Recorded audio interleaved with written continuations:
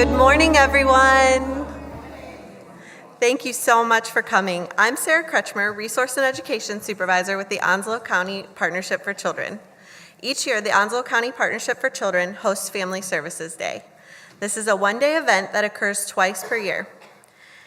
This event will consist of approximately 35-minute presentations by different human services, businesses, and organizations. We will have a break halfway through the morning to allow networking and the opportunity to gather more information from agencies if needed. The goal of this event is to increase the knowledge of staff members working in the human services field about resources that are offered within our community. We also hope this provides an opportunity for various local agencies to come together to collaborate on identifying and solving issues within the community. To further facilitate these goals, and to make the information we gather at the event more accessible so that we can easily reference it and take it back to our clients who are in need, we have compiled a comprehensive resource guide. This can be found in the folder you received at registration. If you would like, we will also have an electronic version of the resource guide available. A few housekeeping items that we have are bathrooms and water fountains are located outside the doors and behind the food tables. We ask that you please silence your cell phones, and if you need to take a phone call, please step outside of the room. For our presenters, there will not be time during the presentation portion to ask questions. Please write down any questions you may have and ask them during the networking portion of the event. When you have 2 minutes and 1 minute remaining, I will hold up 2 fingers and 1 finger at the back of the room. This will give you a warning so you can begin wrapping up your presentation, and this will help honor the time of all of our presenters and keep us on track for the day. Please try to stay at the podium if possible so that the microphone can hear what you're saying and pick up all of the information that you're providing. As the presenter in front of you is finishing up, please make your way up to the front of the podium so that you can begin your presentation. I believe this takes care of all of our introductions and housekeeping items, so I would like to ask our first presenter, Stacy Huntington, to please come up. Oh my goodness. I started a little dance before I came up here. Thank you, Tondria. Let me get my glasses on because I can't see a thing without them. I wish that wasn't true, but it is. So good morning. Is everybody awake? Are we getting there? I'm getting there. I might need a little bit more coffee or tea, but I'm working on it.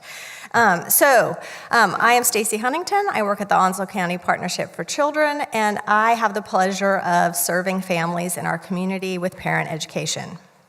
And so that is what I'm here to share with you today.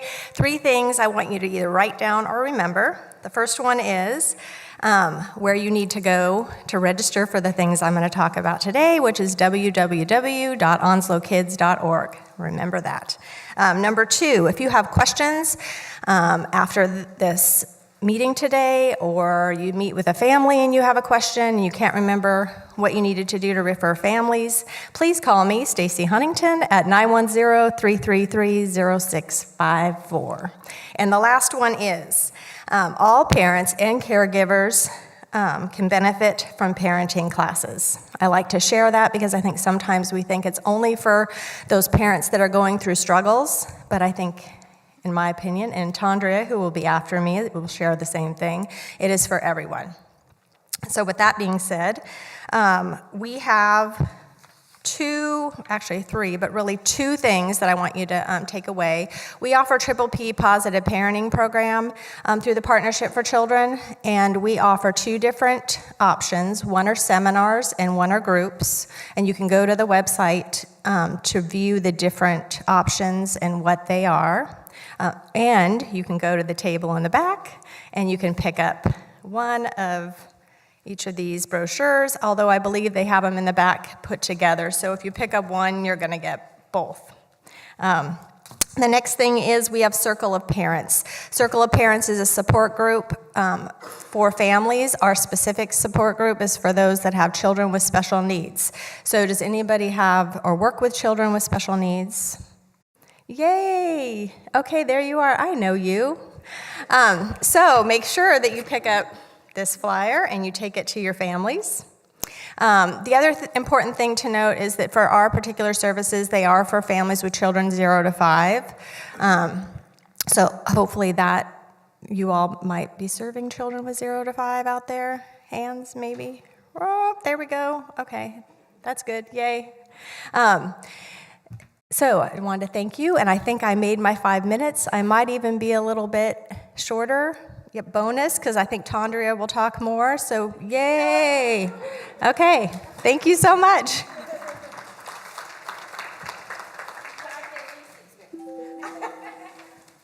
Good morning, good morning, good morning, everybody.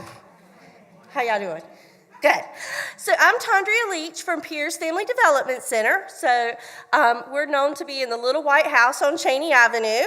So if you haven't had a chance to come by, we invite everybody in the community to come by anytime. We'll tour people around our building. We love showing our little building off to people. It is a home away from home, and that's how we want our families to feel when they come to Pierce. We are located 151 Cheney Avenue. Our phone number is 333-9725.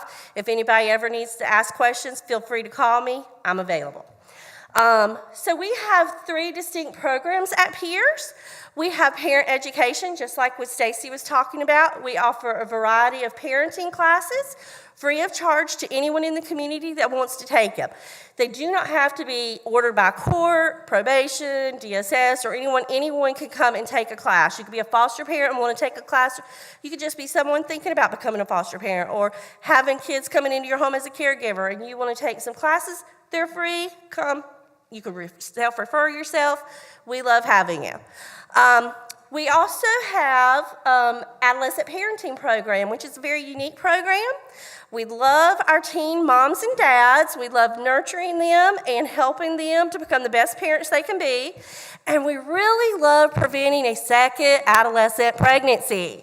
And we keep them in high school, yes, so they can graduate, and hopefully we can get them on track to either jobs or colleges. So when they graduate high school, they're set up for success. Right now, we can serve up to 52 teens a year. We are losing one of our grants, so we're only going to be able to serve up to 20 teens at a time. So we'll probably still serve about 35 teens a year. But we are going to do our best to serve as many teens as possible because right now we have a lot of hurricane babies that are due. Which is really sad, but we're getting through that with the teens right now. We also have a child care program, which is just a unique little program to help reduce stress for parents. Parents who have children under the age of 5 can utilize our child care Monday, Wednesday, or Friday from 9 to 1. And we're currently interviewing, because I have to interview this afternoon, for 2 new teachers. But the program is an infant room and a toddler room. So we try to have the parents go do what you want to do, go take a shower, go shopping. Some of our moms get together and they actually go out to eat together now. So they have their own little support system going. So it's a really great program, and I would love to show anyone that wants to come by Pierce. My staff is available to anyone that walks into Pierce. We do usually have interns and volunteers, so we welcome everyone. All right? Any questions? Y'all call me.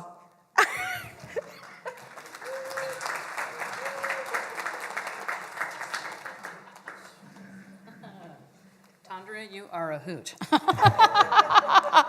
I'm Dr. Knighting from CG Counseling and Consulting. I'm going to try and read this as quickly as possible. I think it's the most information you can get. Okay, we are a veteran-owned mental health therapy. Yes, I am a veteran, and most of our staff is veteran. They're either veterans themselves or they have some kind of affiliation with the military. They're married, daughter, son, whatever.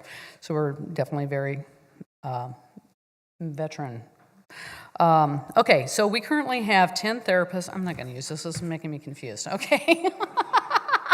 Okay, we are located downtown at 221 Newbridge. We have 10 therapists currently. I am bringing on 4 more therapists soon. I just purchased another building because we are expanding. Yay! So we are at, our other building is 128 Cheney, right down the street from Piers. What a deal. So we have a large area of outside therapy. We have 5 rooms in the current building. The next building is going to have 6. So I'm looking at having at least 15 therapists to be able to service as many people as possible. So not that I'm, trying to take over the mental health world, but if that happens, I'm fine with that. Many of our staff are trained in CPT, cognitive processing therapy, as well as TFCBT, trauma-focused, cognitive behavioral therapy. So I'm so used to the initials. It's like, okay, what does that stand for? Okay. These are the gold standard for PTSD, sexual trauma, childhood trauma. So we're trying to be able to accommodate as many of the people with whatever needs they are having.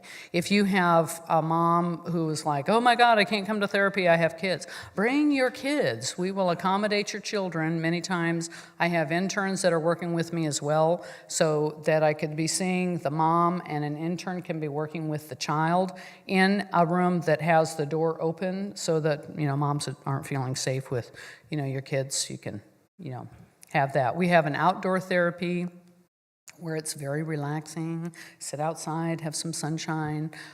We do bicycles, trikes, scooters, kickball, anything that is going to accommodate kids that are having, a little ADHD going on, and they actually need to be a little more active. It's easier to do therapy if you are moving. We are open from 8 a.m. until 8 p.m. Monday through Thursday. Friday, we're open from 8 a.m. until 3. Saturday, also from 8 a.m. until 3.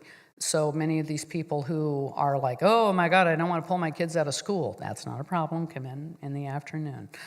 We have a large military one-source clientele. We have a large military clientele. You do not need a referral to come to see a therapist. You just call. And, there's my 2-minute warning. Oh, my goodness. Let me see if there's anything I'm missing. We are working on getting groups. Throughout the time that I've been open, we have groups. They come and go. Sometimes we do a women's group, a women's support group, children's social skills group. We try and do a teen group for the middle school age girls, and then high school girls, having that kind of separate.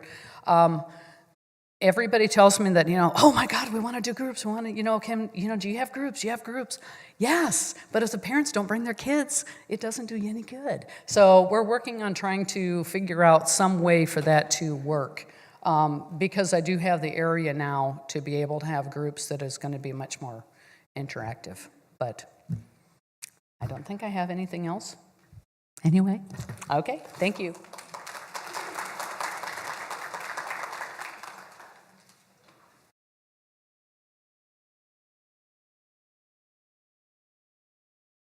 Good morning, everybody.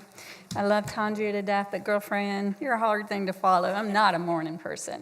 So, anyways, yes, I love you, girl. My name is Lenise Patton. I am the founder and executive director of Philippians Place. Some of you may know us. We used to have transitional housing when we first began. We do not have transitional housing. God is showing us that will come back in play, but not yet. When we were doing this, what we saw is there's a lot of gaps in Onslow County. And so what we wanted to do is actually fill in those gaps. And how we do that, we now have a place over at where the old daycare used to be at Brookwood Baptist Church. It's 901 Henderson Drive. We're on page 29 of your brochure, of your resource notebook. And what we do is anybody who's facing homelessness, anybody who is struggling can come in, and we do an intake with them, and we have an application where they complete that, and it asks all kinds of questions. And then our program coordinator, she sits with them, or our intake specialist sits with them, and then they figure out, okay, what are all your needs? Do you need food? Okay, we'll give you a list of the food pantry. Do you need childcare? We send them the peers and partnership and give them that information. If they're a vet, we get them connected with the vet and get them into NC Serves.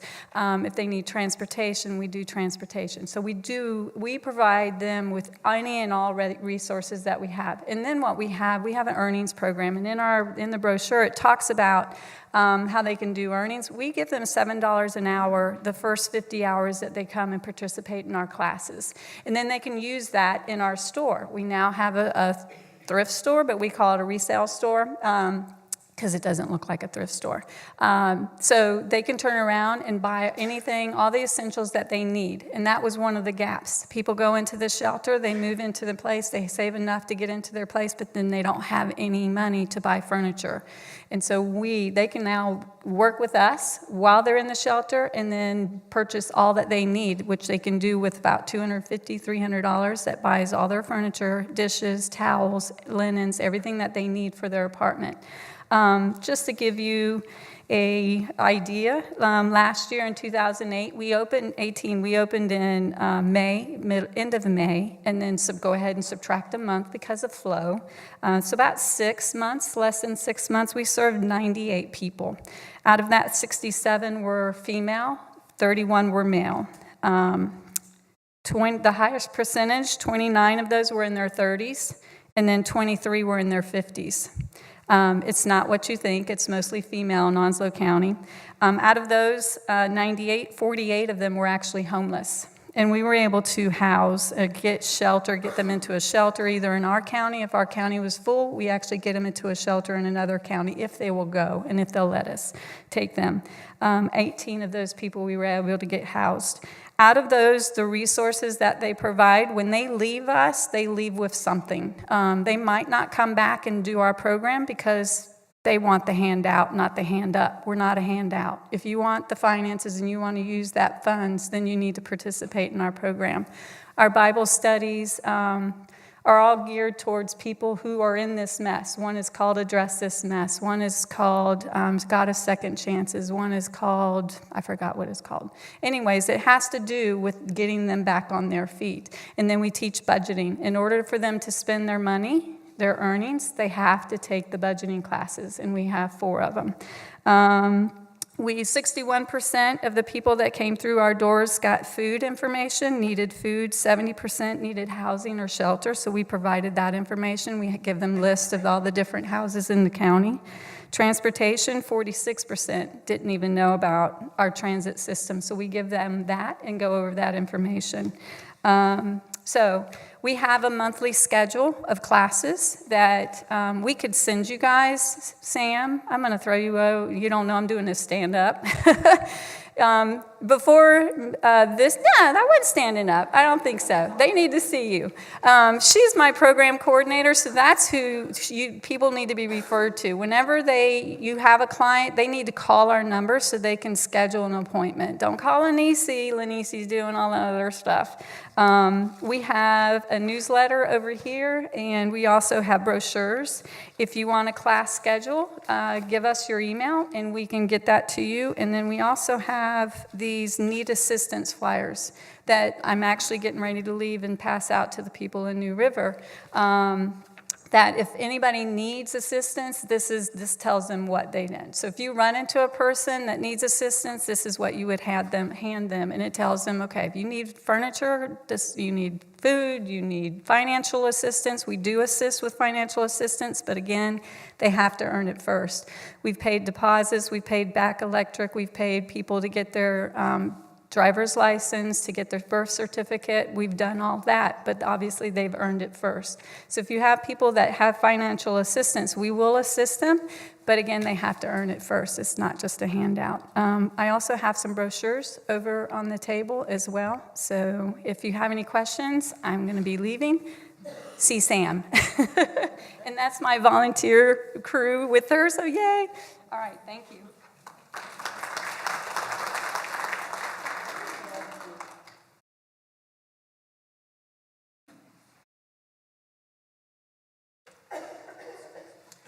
Good morning, everyone. How you doing? Good. I promise you I will not be as chipper as Tandria. I promise. So I am Pamela Trafton, the Community Engagement Coordinator with the City of Jacksonville, and we have a group of programs that we cover within our Office of Mobile Neighborhoods and Community Engagement Division. So I'll give you a brief update on everything that we do. So the first thing, So the first thing that we do is we have our residential rehab program. It mainly focuses on HUD income guidelines, which a lot of our programs do focus on HUD income guidelines. It recently updated April 24th, and just to give you an idea of what the income looks like, a family of 4 cannot make more than $46,100. So that gives you a basis of if your family makes more than this and there are at least 4 people, then at that point they no longer qualify for HUD income guidelines. We also do demolitions within the city of Jacksonville. So if you have any homeowners that their house is beyond repair, dilapidated, they can contact us. We will do an investigation on the property. And if it costs more than 51% of their tax income guidelines to fix and repair the property, then they can contact us and see if they qualify for a demolition program. It is a grant process, so there's no money out of their pocket as long as they meet the guidelines. We also have our home buyers education course. Our next class is May 18th, it's Saturday from 8 to 5. This class allows the potential homeowners to meet realtors, mortgage lenders, home inspectors, housing counselor, financial coach, and a foreclosure prevention specialist, all on a Saturday from 8 to 5, lunch provided, materials provided. Once they've gone through the class, they will then do a one-on-one appointment and see if they are ready to purchase a house.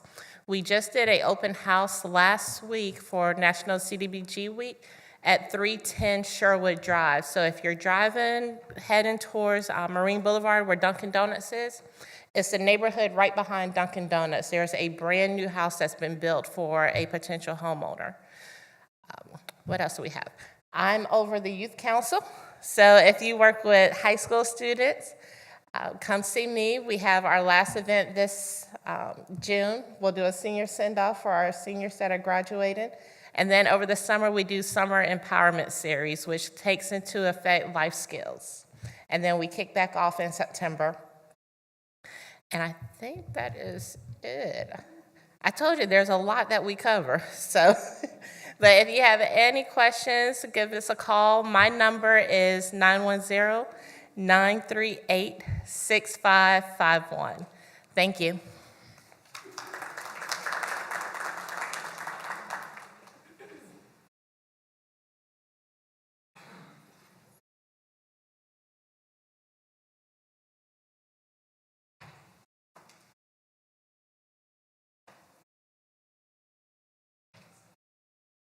Is Jason Myers here? Could you come up next, please?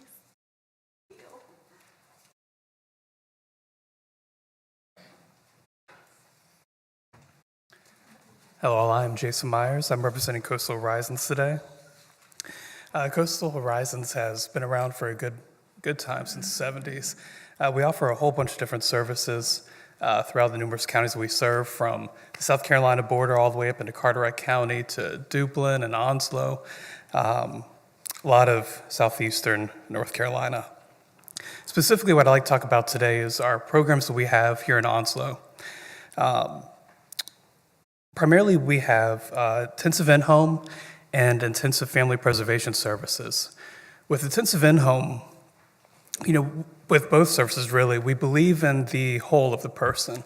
So it's not just the kid, but it's also going to be the parents, it's going to be the support system, it's going to be their friends, it's going to be substance use. It's going to be, do they have a roof over their head? Do they have food? And so in order to really make way with our families and our kids, we need to look at the whole picture. And really, that's what intensive in-home and IFS does. With intensive in-home, we are generally in with the family from anywhere to 4 to 6 months. It is considered a crisis-driven service. We offer 24-hour crisis care, so if anything was ever to go down, we are there within an hour. And hopefully we're able to de-escalate, but if not, we look at hospitalization, things like that. We are one of those last lines of defense to keep the kid in the home. That is always our hope. We like to partner with people in the community, so whether that's the school system or DSS or DJJ. Some of our families are very involved with different ministries. They're looking for after-school programs, summer programs, whatever it is. We believe that's a big part of it as well. For the kids that we serve, it's anywhere from the ages of 6 to 18, numerous diagnoses.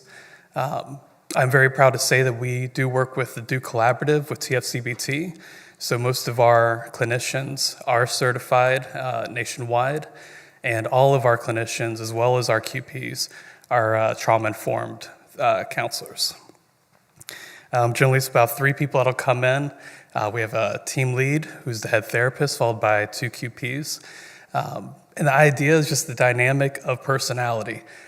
Someone may not like me, but they might like my partner more. And so then that's who will be going to work more with mom. Maybe I get along better with the kid, and so I would work with the kid more. So it gives a lot more option about who's providing the service and how they can connect. We are a Medicaid service. However, after the recent hurricane, Trillium and a couple of other MCOs have opened up different fundings for IPERS. And so if they have Blue Cross Blue Shield or TRICARE, we can definitely work with that. We have had a handful of our kiddos that have not had any insurance, or so they just won't work. It's they wanted to do insurance blind, so they paid out of pocket. It is not cheap, but we do have a program for that. And also we have 7 challenges, which will help work with our kiddos that have substance use needs. With IFPS, it is Intensive Family Preservation Services.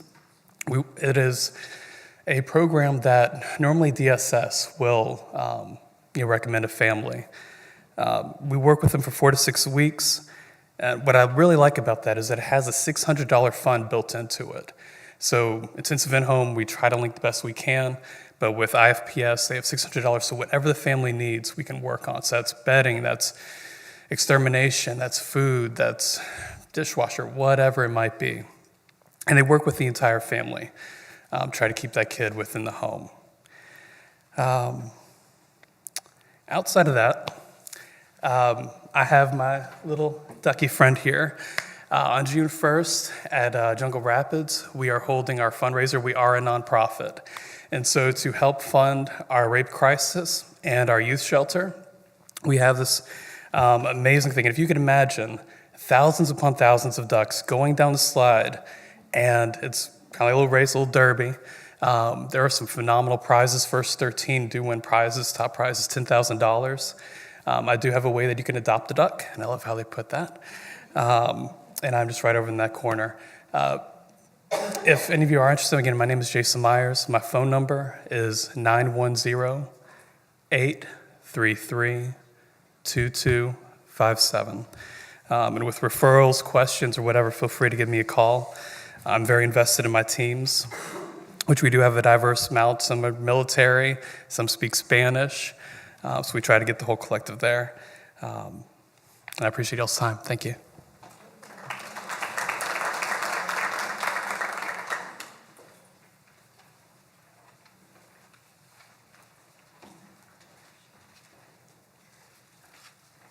Good morning, everybody.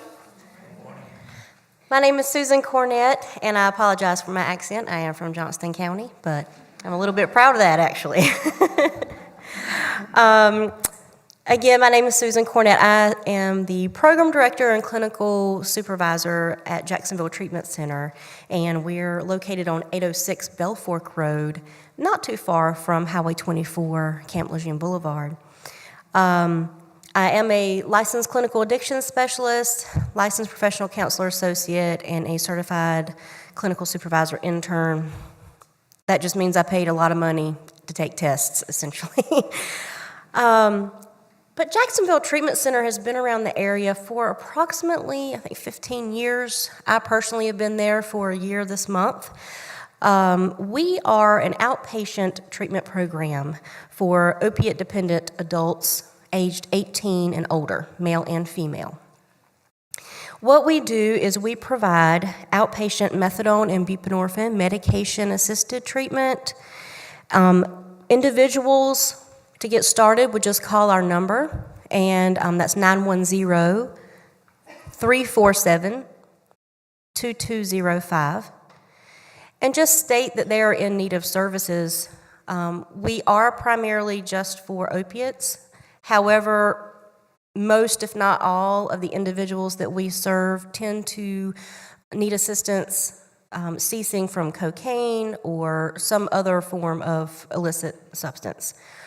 Because of the nature of methadone and buprenorphine-assisted treatment and the chemical structure of those, if someone is having an issue, a chronic issue with alcohol or benzodiazepines, we probably will refer them for inpatient detoxification first, because we are in the business of saving lives and not in ending them suddenly. We do provide daily medication. We have a pharmacy in our building. We also provide counseling sessions every month. Every individual who comes into treatment has a required number of sessions that they have to attend, and that also depends on how long they've been in the program, as well as their stability. We have a medical director on site. She is accessible 24/7. She's out of New Bern, but her name is Dr. Jean Basnight. She's an excellent physician. She sees patients every Tuesday and is able to do intake assessments, physicals, consultations, and dosage adjustments. We also provide annual physicals through Dr. Basnight. We coordinate care with outside physicians and mental health providers, and we provide them with a TB screen and lab work. Additionally, yes, we do also drug screen randomly to see how patients are progressing in the program, and we provide follow-up counseling. Michael Nareski is here, and he's our peer support specialist, and he's doing a wonderful job helping us to expand our services, hopefully over the next year.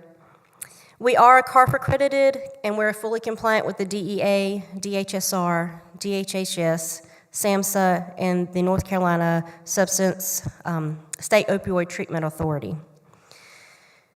We are having an open house. 16th and 17th, there are 2 opportunities, and I have little invitations on our table over second row on this side under the blue cloth. Feel free to take one. I am newer to Onslow County, and so we're going to be sending out a lot, but I know if it were left up to me, I will forget to invite somebody because there's so much around. Feel free to take one. Feel free to come by the open house. We would love to speak with you one-on-one. I also have some brochures over there, so just come and get some information, and if you have any questions, please feel free to give me a call. That number again is 910-347-2205. And just FYI, since we're methadone and buprenorphine, we are open very early, Monday through Friday. It's 5:30 a.m. to 12:30 p.m. Saturday and Sunday is dosing only, and that is from 6:30 a.m. to 9 a.m. Thank you so much.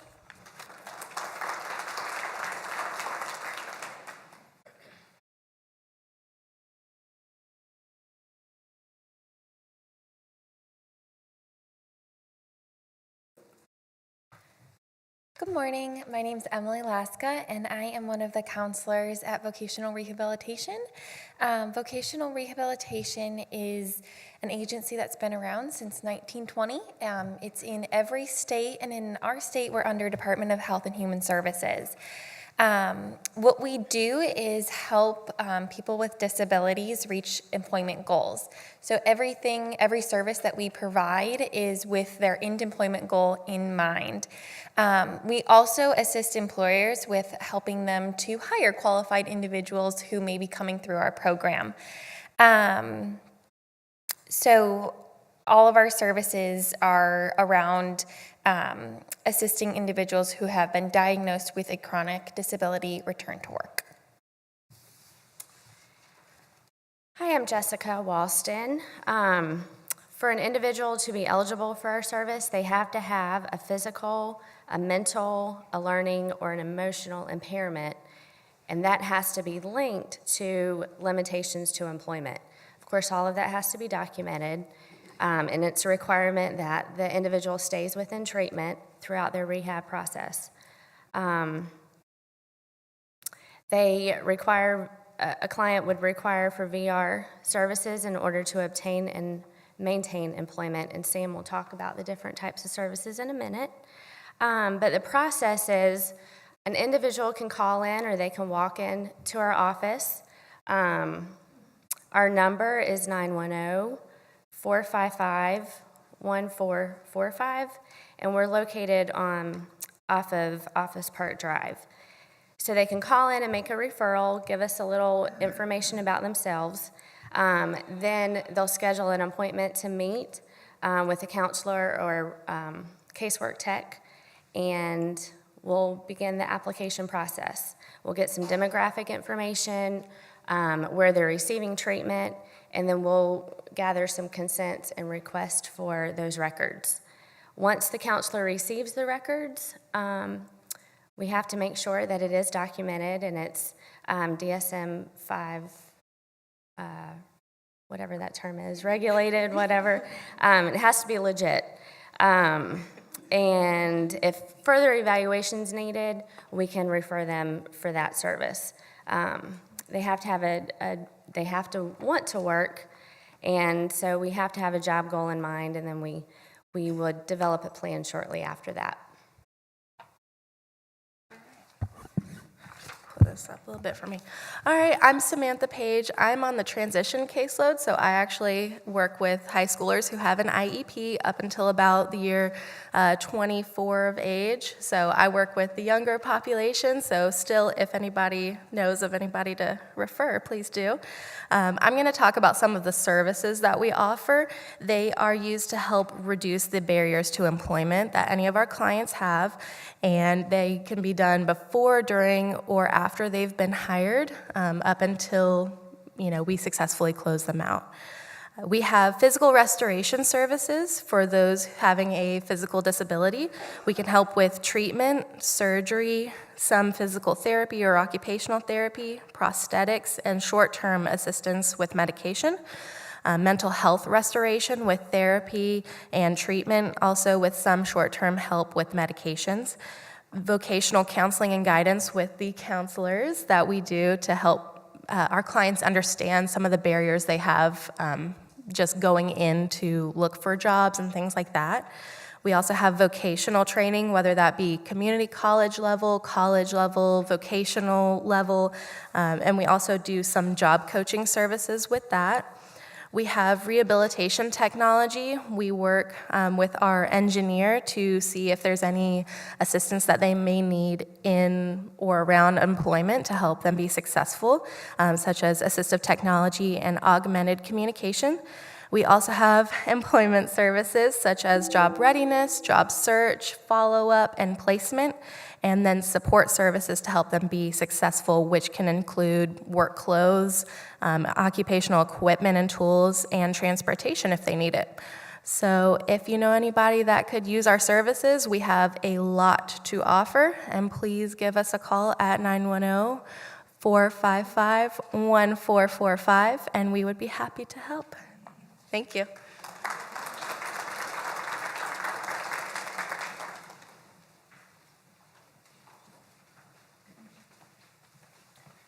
Good morning. My name is Lisa Mobley, and I'm going to touch on our senior population. A lot of people forget our senior population. I'm from Onslow County Senior Services, and we have a lot of things to offer at our location. We're located at 4024 Richlands Highway by the Farmers Market. We're open from 7:30 to 5, Monday through Friday. Our phone number is 910-455-2747.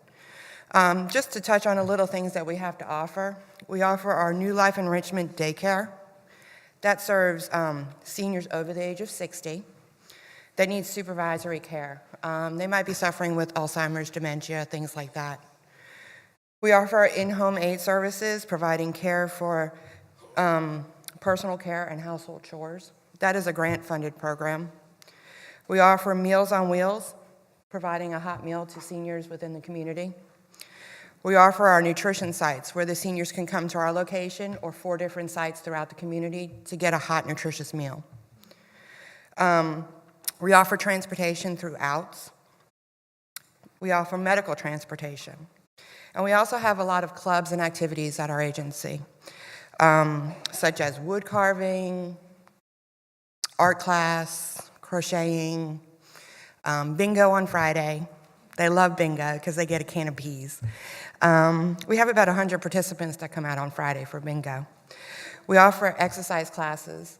They do chair exercises, Pilates, yoga, aerobics.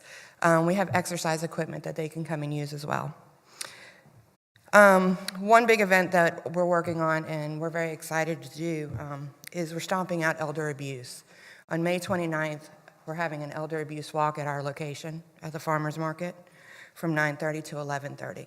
If anybody would like to participate and register to walk, you can give me a call at 989-3017. Thank you.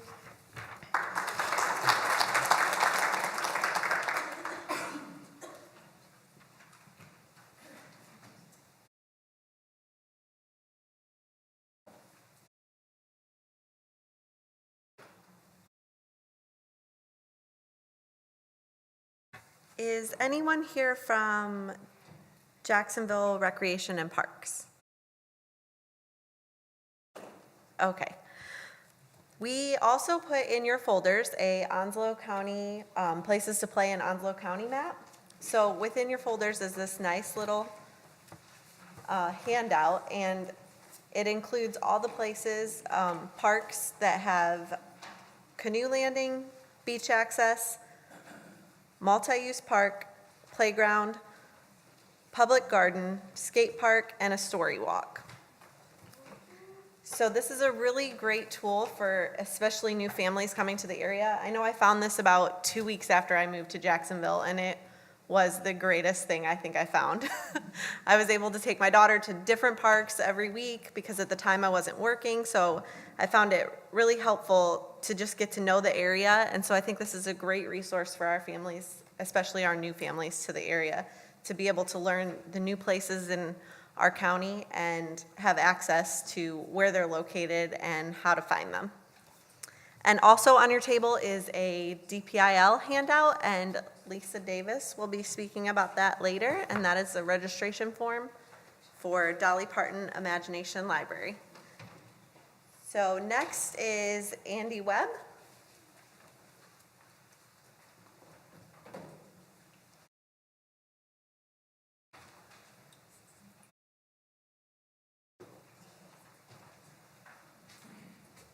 Good morning. My name is Andy Webb. I'm with the North Carolina Guardian at Litem program, and we are a state agency, and we're a volunteer agency. We use volunteers to represent children that have been abused and neglected in court. Right now we have 6 staff members, and we cover 4 counties: Jones, Onslow, Duplin, and Sampson. We have about 80 volunteers in Onslow County, but we have close to 300 children that are going through the court system right now. So we definitely need more volunteers. As far as what we do, the Guardian ad litem child advocates are appointed to a child or a family by the court system, and they do an independent investigation into the allegations of abuse or neglect. They talk to all the family members, they talk to the child and develop a relationship with the child. We can get all kinds of documentation from schools and medical and therapy and anything that has to do with the child. The volunteer then kind of does a needs assessment on what the child needs and what should happen next. And they write a report to the court outlining what their recommendations are. And then once the judge validates those recommendations, he puts them into an order, and then we monitor the case to make sure everybody is following the orders of the court. We stay on the case from the very beginning until the child is in a safe, permanent home. And usually that takes about 18 months. So it's a significant commitment on the behalf of volunteers. As far as how to become a volunteer, if you go online to www.onslow.org, volunteer4gal.org. There's lots of information on that website, and there's an application. Complete the online application and hit submit, and it will come directly to our office, and then somebody will contact you and set up an interview. We will do a criminal record check. We will follow up with your references. And if you pass all that, there's a 30-hour training program that you have to go through. And then after you complete the training, you're actually sworn in by one of our district court judges. As far as the eligibility for our program, you have to be a child and you have to be abused or neglected. That's kind of sad. So we don't provide any direct services. All the other agencies here provide services. We make recommendations to the court, and if the court orders those, then we follow up with those service providers to see how the family's doing. Pretty simple. As far as why do we do this? Why does somebody volunteer for our program? It takes probably 2 to 4 hours a week, so 4 to 12 hours a month, and it's not easy work. I mean, you're talking to people about very sensitive information. The children that we serve are in crisis. They do it because children are hurt. Everybody wants a child to have a safe, permanent home. And they want children to have happy childhoods. And that's why we do this. Our volunteers are very excited about what they do. So if they come to your agency, they may bug you to try to get information, try to find out what the children need, what we can recommend, how we can get them into a safe, permanent home as quickly as possible. The primary goal in any case involving DSS and guardian ad litem is reunification of the families. We want to get the children back home, but we want them to be safe and protected. That's not always possible, unfortunately. So we look at other placements as far as family placements, relatives, and kind of a last resort is through adoption. So the guardian is with that child from the very beginning to the very end. If you want more information afterwards, my table is in the very back by the window, so come look at the trees and the birds. My phone number is 910-478-3621. And I will be happy to answer any questions. Just come see me.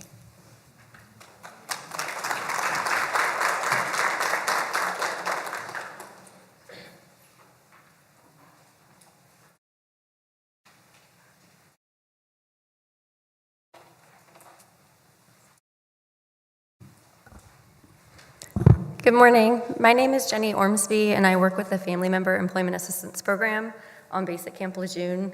We work with MCCS. But what our purpose is to support military spouses, family members, including dependents, veterans and retirees in their employment purposes. So that could go from job searching to resume writing to interviewing techniques. So we provide a lot of opportunities for them, including an open computer lab that they don't have to schedule an appointment to come and use. We have faxing capabilities, copying capabilities, and scanning capabilities for them to use. But ultimately, we provide advising services to them, one-on-one appointments that they can schedule with us in order to develop their resume or to navigate through the USA Jobs or MCCS process or any job application process. We also provide training opportunities for those same things, including the Navigating USA Jobs classes and Navigating MCCS classes, and we do have a schedule of that over at our table. Another training opportunity that we provide is the STARS class, which is Spouse Transition and Readiness Seminar. So it is to coordinate with the Transition Readiness Seminar for the service members who are getting out and preparing for their civilian transition. And our focus is on the spouses, because a lot of times they don't receive that information from their service members as they're exiting out of the military, and they're provided the opportunity to meet with specialists, the subject matter experts who have information about TRICARE or employability outside of the base, and they're able to ask their questions to those subject matter experts. Other things that we do are providing job fairs. So we had one this spring where we partnered with the Jacksonville Youth Council to host, and we found it to be very successful. We had over 25 vendors that participated in the event and over 125 teens that attended. And we're also going to be hosting a local job fair in September. So for anybody who's interested or knows that employers that are looking to fill gaps in employment or even volunteer opportunities, because we have a lot of spouses who are looking for that as well, you can give us a call. Our information is within the packet that's provided. I believe that the date is September 19th on that. We also have a Facebook page, so we find that that's the best way to reach out to our spouses and let them know about opportunities here locally. So if there is a volunteer opportunity or an employment opportunity that you want to fill for spouses or veterans or retirees, we can post that to our Facebook page. And we have over 1,500 followers on that page, so it really can reach a large audience. And we get a lot of the FROs on base who share that information out, so it can reach even more than who follow us. And then the last thing is that we also provide free childcare. So we have opportunities for free childcare for them to attend any of the trainings that are provided on base with us. And so they just have to be able to be registered within the on-base CDC system. Thank you.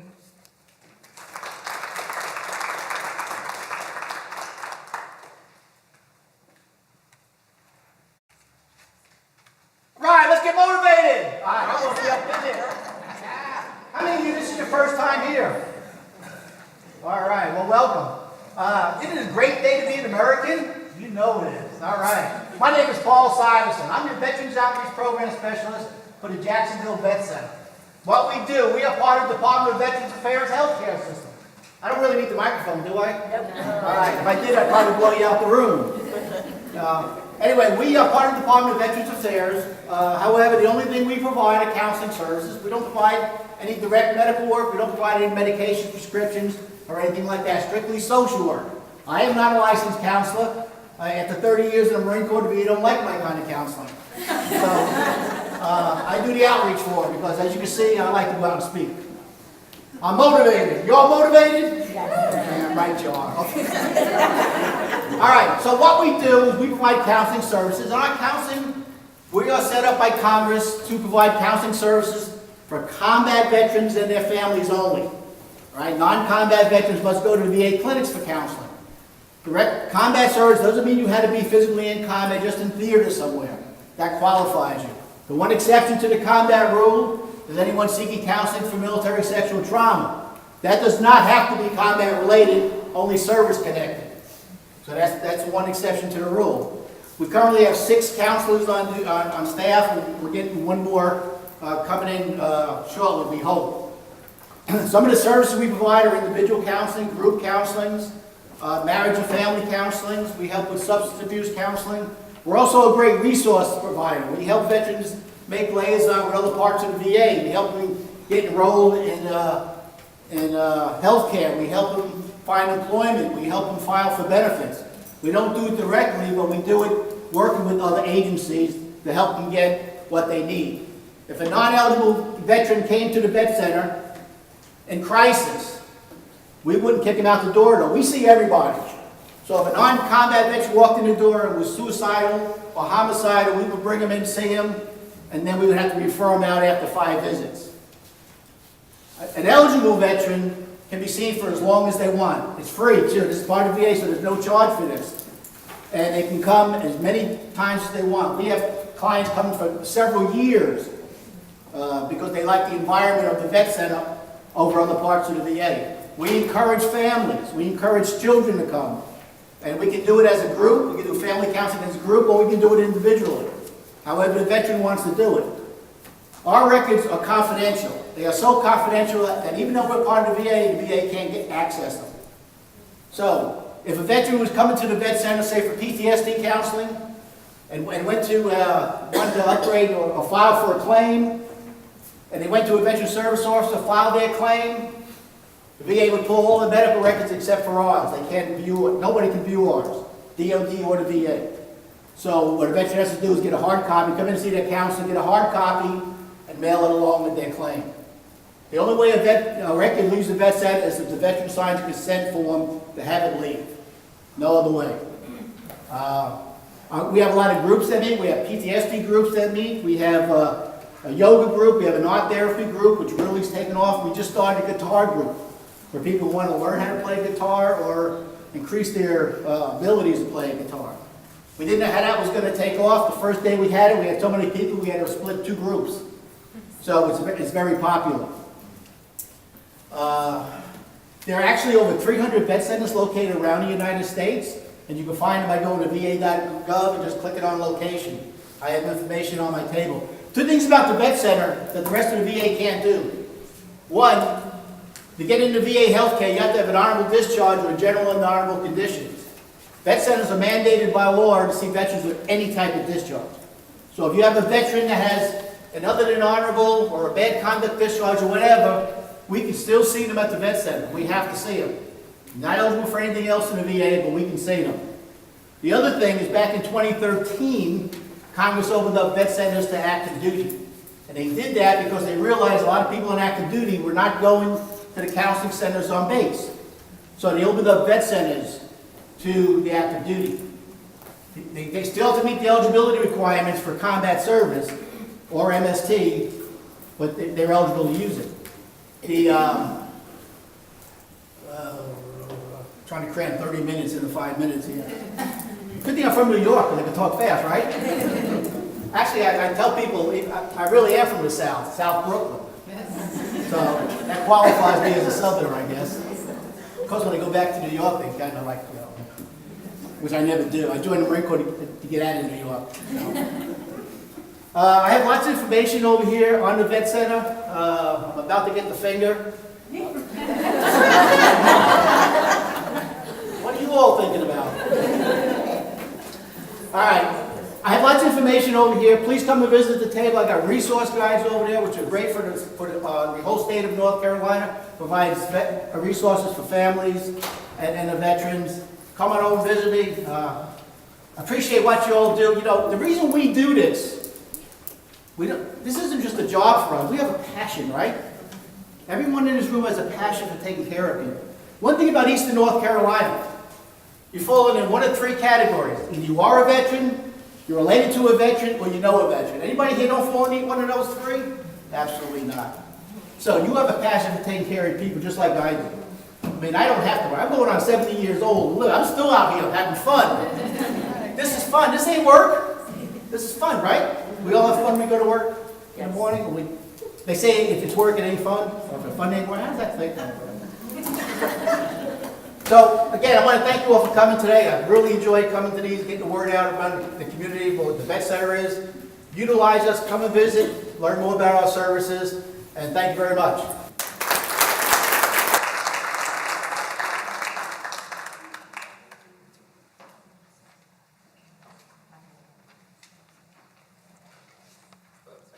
Paul, you set the bar really high as far as motivation goes, so I don't know. I hope I can continue it. But good morning, everybody. I'm Lindsay Gress with the NC Works Career Center here in Onslow County. And we are your state workforce agency in the county. So for those of you that are not familiar with our services, we assist both job seekers and employers. So if you are unemployed, underemployed, looking for a career change, looking to explore labor market information, we are your go-to career center. We're located typically right on Western Boulevard. We're at 461 Western Boulevard in the Food Lion Plaza by Home Depot. Unfortunately, we've been displaced for 8 months due to Hurricane Florence. So we are operating at 535 Belfork. The Salvation Army was kind enough to give us space. So we're operating out of their worship center, running all of our career services out of there.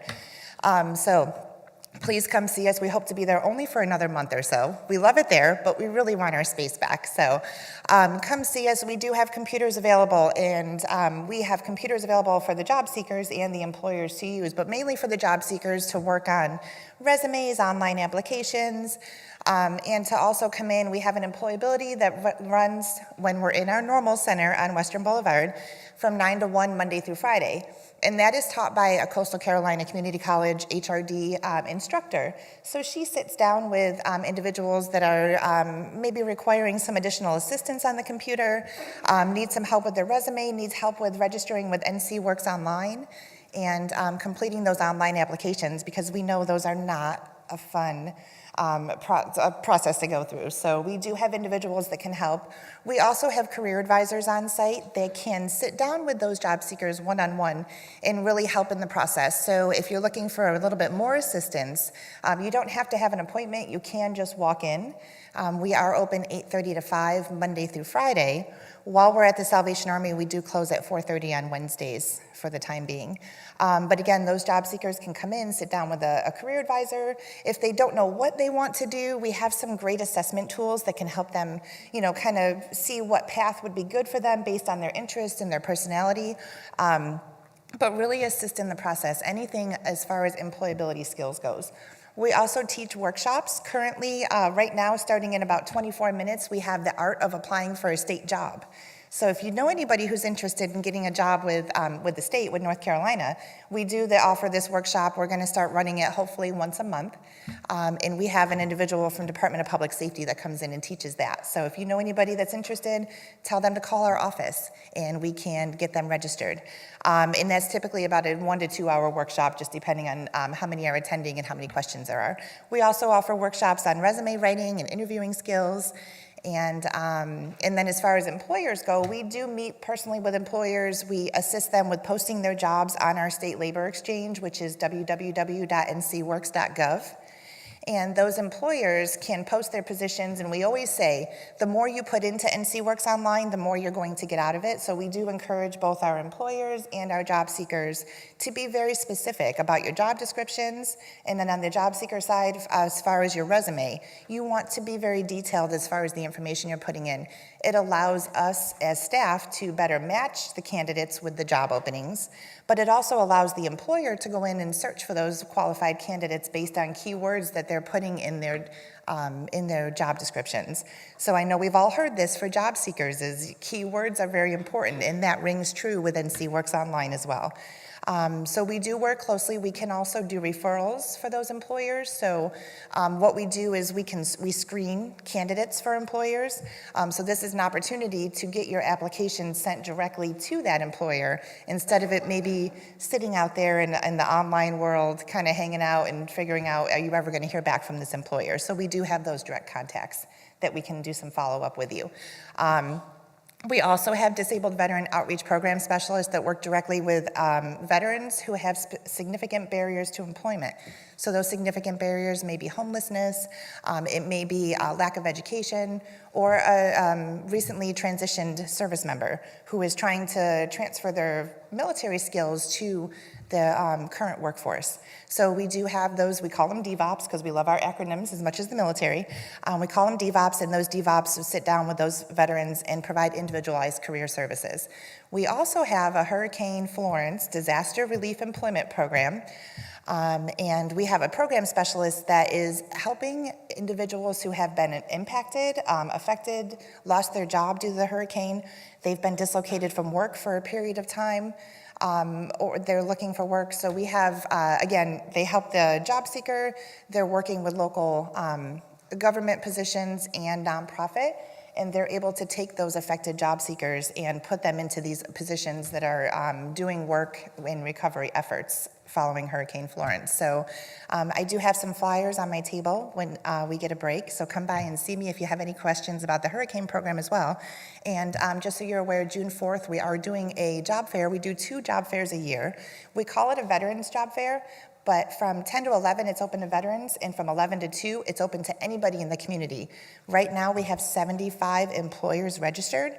Publix is the big one. They'll be opening, it sounds like in September is the last I heard. But they'll be a big one, and they're going to be attending. So Again, any job seekers that you know of, send them June 4th at the American Legion from 10 to 11 for veterans, and then 11 to 2 for everybody in the community. And thank you for your time. I appreciate it.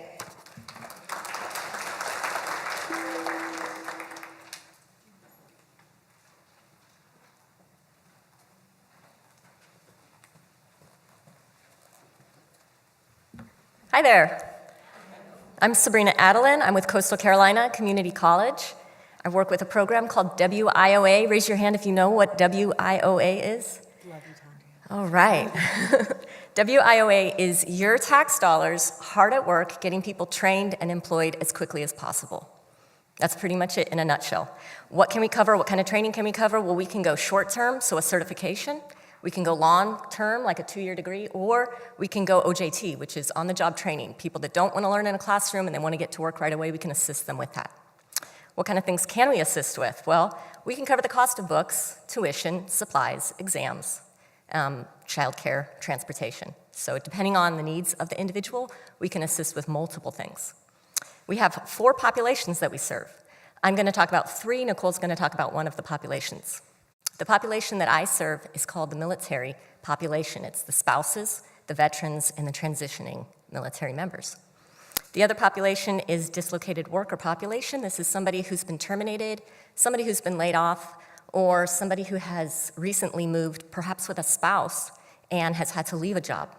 They're dislocated. And then the third population is the adult population. It's the largest population that we serve, and it is the low-income population. So anyone who's in a low-income situation and they need this training, they need this experience, they might be a fit for our program. So that's it in a nutshell. That's who we are. That's what we do. But let me give you an example of what this kind of looks like. So about January, someone came into my office and said, I've been working at Angry Ginger for a year, making good money. I'm a military spouse, and I don't want to work at Angry Ginger any longer. Can you help me? I said, okay, well, what do you want to do? She said, well, I signed up for a paramedic program, and it was only $180. And I'm real excited about being a paramedic, except I can't afford the $800 textbook. $800 for the textbook. I said, well, you might be able to fit into my program, and I might be able to assist you with that. And within less than a month, she was in my program. We went down to the bookstore together and picked up that $800 book, all funded by our tax dollars. And now she's in class, and she's volunteering as a firefighter, and she's on her way to being a paramedic. Another individual came into my office back in January, and he said, I'm really stuck. I served in the military, and I'm a veteran. Fortunately, I got out unfavorably, and I served some time in prison. So I'm not having any luck getting employment. I have children and a family, and I don't know how I'm going to support them. Can you help me? I said, yes, what are your employment goals? What kind of job would you like to do? And he said, I'd like to be a truck driver because I heard they make good money. Can you help me get a CDL license? I said, sure. So we signed him up for the class. We got him into the program. He was a fit for my program. Signed him up for the class, paid for his boots, his books, everything he needed. That was back in March that he finished the class successfully, the top of his class. He got through it. And now he's driving throughout the country. You might see him on the road someday. He's making $35 an hour. His family is well taken care of now. So those are some of the success stories that I've had just this year. I've got more coming. The programs are growing, and I'm going to let Nicole go ahead and talk about her program. I hate echoing, so I'm not going to use the microphone. Can everybody hear me okay? Okay. Yeah, some of the people that we put through the program, it's kind of amazing to find out, how much money they're making with these trades programs. Up until now, it's really been such a focus on sending people to four-year universities. But, the skills and the trades are where the workforce is heading, And that's, WIOA really focuses on helping people to be able to trade them in those trade aspects and getting them right back into the workforce. I have a lot of the people that I am training, paying for their training and doing get out and enter the workforce, making, $10,000 to $15,000 more than I do, and I have a master's degree and a whole lot of debt to go with it. So, and I'm thrilled for them because now, they come in with children, they come in, underprivileged, they come in as at risk, they come in low income. Some of them just need help. And we're able to help them to pay for their training. We're paying for the books, we're paying for the tuition, we're paying for the uniforms. If they need shots for these programs, The shots are expensive, even if we're sending them to the health department, so we are still able to help with those costs. So with this program, sorry, I made notes because I can talk a lot and really never make a point.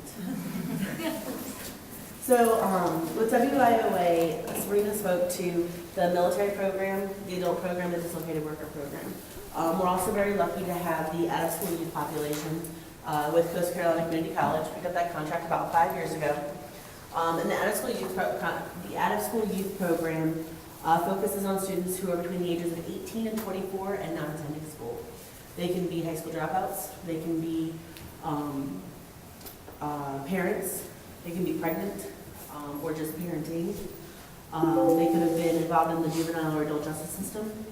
They could be low income. They could be what we call basic skills deficient, where they don't necessarily have, they need greater basic math and reading skills. Really, how people graduate high school, still functioning below a high school level reading or math skills. There's a great brochure, and we have it on the table, that explains exactly all of the things that might qualify somebody for the WIOA program. Okay, talks about the qualifications in the middle, kind of some of the things that we can offer. Great opportunity. I think the one thing that I really don't like about this program is that we send money back every year. That it's still an underutilized population. We accept people, 365 days a week, Monday through Friday. They do let me have 2 days off sometimes. So we accept people, on a rolling admission, Monday through Friday, 8 to 5. There is someone in that office at all times to be able to hand out applications, to be able to take applications. And then we have 5 career advisors or case managers that we're able to kind of finagle. And I say that we serve probably more than 90% of the applications that we get back. That we're able to fit into some program to be able to make sure that these people are served and to be able to help them with the cost. What do they get in return? Or what are they getting? Like I said, they're getting their tuition paid for, they're getting their books paid for. If they're not looking for that formalized education, we can send them out into the community with the on-the-job training. This year, since January, we have 3 people working for the city of Jacksonville. 2 are career firefighters. They're working for it. One is, what is Scott doing? Police detective work. He is working as a public safety officer. We have a young man who started just Monday, training as a shop foreman and a fencing installer. So we go out into the community. We've created these partnerships, and then we find these job opportunities. And then we're able to go back to the employer and say, you know what, we will reimburse you 50% of their salary for the first 6 months, because we realize there's that skills gap, and we realize that they have things that they need to learn. It will take more time for you. It will be more labor intensive for the employer. So we're recognizing that kind of, I'm going to say inconvenience for lack of a better word at this point in my life, to be able to do that. And it has worked out very well. It provides the employer an extra line of support to be able to help with, especially with the youth program. Every once in a while, there's issues with things like the cell phones or, leaving early, and it's combated very well and, kind of squashed at the beginning, but does give that extra line of support for the employer. We also have, the nice part about the youth program is that it doesn't require them to be high school graduates. One of the qualifiers for the program is that if they have not graduated from high school. And at that point, we would help them to be able to earn a high school equivalency. We partner very, very closely with the College and Career Readiness program at Coastal Carolina Community College. And then help them get that high school equivalency, and then lead them into those training programs. So we're not just being like, all right, you got your GED, we're done. But then, talking about what do you want to do and how do we get that training? What do we need to apply for? What kind of interests, you'd be surprised how many young people have no idea what they're going to do with their life. Just as surprised how many of them don't have a driver's license. Coming in, why don't they want driver's licenses? But trying to help them to be able to find out, yes. And, so many of them, well, I want to work Monday through Friday to 8 to 5. Me too. And I was saying, but, that's something that's earned, something that's righted. Or the nursing students who, I can only work day shift. Good for you. Guess you're not going to be a nurse. You don't start out that way. So kind of, trying to provide some of that information to be able to help them to be successful as they're entering the workforce and as they continue entering the workforce. So we're looking at resumes, we're looking at all of those things to make sure that they're well-rounded employees to be able to send up for the community. We work within the Human Resource Development Department at Coastal Carolina Community College. The Human Resource Development Department, in addition to the WIOA, offers scholarship for continuing education classes. They have reimbursement scholarships, so if somebody pays out of pocket and would like to be reimbursed for that, so they'll be sent a check for $250 to $500, depending on the scholarship they apply for. The other thing that we have is the Human Resource Development Program. These are free classes that people can take in employability. Things such as packaging your skills for success, keyboarding, budgeting, goal setting, resume writing, mock interviewing. They have really some cool names for them. I can't remember them at this point. And they're taking these free classes, and once they earn 80 hours worth of those classes, they automatically earn a $180 scholarship to use for a continuing education class. Good news, the most expensive class for continuing education is $180. There is a $17 insurance fee sometimes, but I think I'd be okay with paying $17 to be a certified nursing, to register an EMT or to register for those classes. Even better, we also have a specialized military portion that we offer at the Family Member Employment Program on Terra Terrace to be able to, so we offer classes there too. And we look at people who are transitioning into the military or spouses that are in the military, trying to get back into the workforce. So we're offering all of those opportunities on base at night. We have added, it used to be that they were Monday through Friday from 9 to 12 or 9 to 1.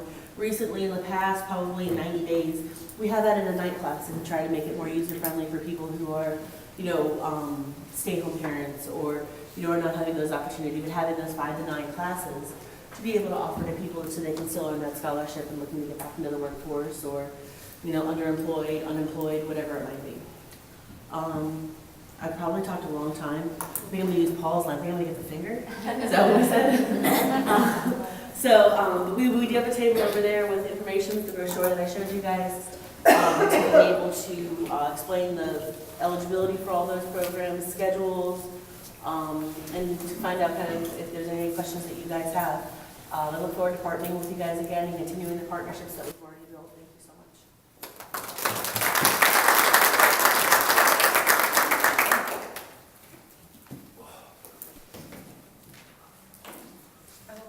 I know in your program after Nicole it says that we're going to have networking. However, we have a little bit of time, so we're going to go ahead and have a few other presentations before the networking. Good morning, everybody. Good morning. Susan Baptist. I'm with the Jacksonville Recreation and Parks Department. I'm going to try and speak loud so I don't have to get behind a podium. I'm not really a podium sort of person. So, with the City of Jacksonville, it's a great place to work, and I enjoy what I do, so I'm extremely passionate. So you're welcome to give me the 5-minute mark because I can go on and on and on. First off, we have a huge book of lots and lots and lots of things that we do. We do everything from, raise your hand if you've participated in any kind of youth sport for you or your children. Okay, have you ever been to a playground? Okay, how about a camp? How about a summer camp? Some sort of like that. How about you've just been to the Recreation Center for, you name it. We have the Business Expo there, Vital Expo there. We had a huge festival, Jamboree this past weekend. Anybody hear about that one? Very good. It was a beautiful weekend. So there's lots and lots and lots of programs and activities that we provide for all ages, all abilities, all persons, anybody and everybody. So what I want to tell you today is we're extremely intentional about the programs that we provide. We want to enhance everybody's life. We want to make sure that kids, children, parents, adults from all ages have a better life because they've either participated or they've gone for a walk, they're healthier, they're less stressful. I mean, you name it, the benefits are really endless. So I would encourage you to take a look at our brochure. I would also encourage you to take a look at our website. Our Facebook has a lot of things that are constantly on there, so take a look at that. Just a few highlights is obviously what gets out in a few weeks is school. And so we have a lot of youth summer programs. I do not want these kids on their phones or on the computer doing this. I want them outside, I want them active, I want them playing with other kids, I want them learning social skills. I don't want them inside. Any of y'all want your kids inside all summer? No, well, that's a good answer. Good, I'm glad I didn't see any. Yeah, that's fine. So we want them involved. If they're not involved with me, just think about some of the things they can get involved with. Think about some of the programs and the skills or volunteer work, anything they can do. You guys probably already provide a lot of it as it is, but just think about that because that's added value for our kids, as well as for the parents, because we want to wear these kids out. So when you pick them up from work, they're like, oh, I'm so tired, and they're not driving you crazy. So lots of summer programs. One of the other things is obviously health and wellness is important to us. Swim lessons. Swim lessons are vital for our kids in this community, and I will say also for our adults. We provide swim lessons all summer, so if you know kids or neighbors or any of your clients come in and they say, you know, I just don't feel safe going to the beach because my kids don't know how to swim, or I don't know how to swim, so I can't save my kids, you know, that's a big barrier for a lot of people. Think about that because we provide those swim lessons, and we want everybody to be safe. There are states and communities in this country that require every third grader to know how to swim. Have you guys heard this? So some states have it in their curriculum. We're not there yet. We're not there yet. But boy, wouldn't that be a great thing to say that every child in Onslow County, by the time they get out of third grade, knows how to swim. Because it's a community health issue. It really is. We don't want any children to drown, whether it's in their backyard or their bathtub or even the ocean, God forbid. So just think about that. The other thing I'll mention is health and wellness in addition to swim. We have lots of fitness classes. We have lots of programs. We have lots of opportunities for everybody to just live a healthier lifestyle. So whether you're interested in Zumba, yoga, strength training, personal training, small group training, we have all of that. But maybe that's not your cup of tea. I'm okay with that. Go take a walk on one of our trails. We have lots of beautiful trails. We finished our trail system in the gardens downtown. It's a beautiful spot. And it is proven fact that if you just go for a walk, your stress level automatically lowers. If you spend time in nature, your stress level already lowers. So all of us workaholics, on your next lunch hour, here's your homework, on your next lunch hour, maybe not Friday because Friday tends to be a slow day, but on Monday, on your lunch hour, go outside and take a walk, or go outside and spend some time. Just don't sit at your desk for your lunch hour. They say that that's the most unproductive thing for you to do. I'm guilty of it. I do it all the time. I grab my lunch and I sit there, and I'm just as guilty. So today I'm going for a bike ride. That's what I'm going to do. So I know I can't ask for questions because we don't have time, but if you have any, I'll be here for a few minutes, and I strongly encourage you to just and be involved, be intentional about your health and wellness and your children. So, thank you so much.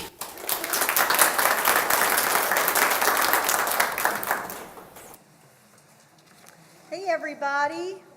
As you're making your way back to your seat, I promised Sarah I would stay behind the podium for the sake of the microphone, and I feel like I should have something very important to say if I'm standing back here instead of just wandering around in the front. But I'm Lisa Davis. I'm with the Onslow County Partnership for Children. I am our Early Literacy and Learning Coordinator. So what that means is I have the joy of taking care of our early literacy programs. And one of the ones would be Dolly Parton's Imagination Library. So you all have those brochures. There we go! Hands up! Woo! There. All right. I love the fake enthusiasm. I will take it.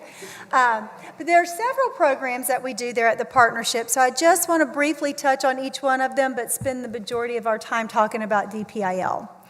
So at the partnership, we have Story Walks at the Park, which is a partnership with the Onslow County Parks and Recreation in Steed, Hubert Bypass, Deppie, Onslow Pines, and Stump Sound. In their playground area, you will see a book walk, where we have cut apart the books, we manually trim out boards, we mount them, we laminate, we trim. It is a labor-intensive love of books. And by the end of it, I don't know if I love any of those 60 titles anymore, but we have them.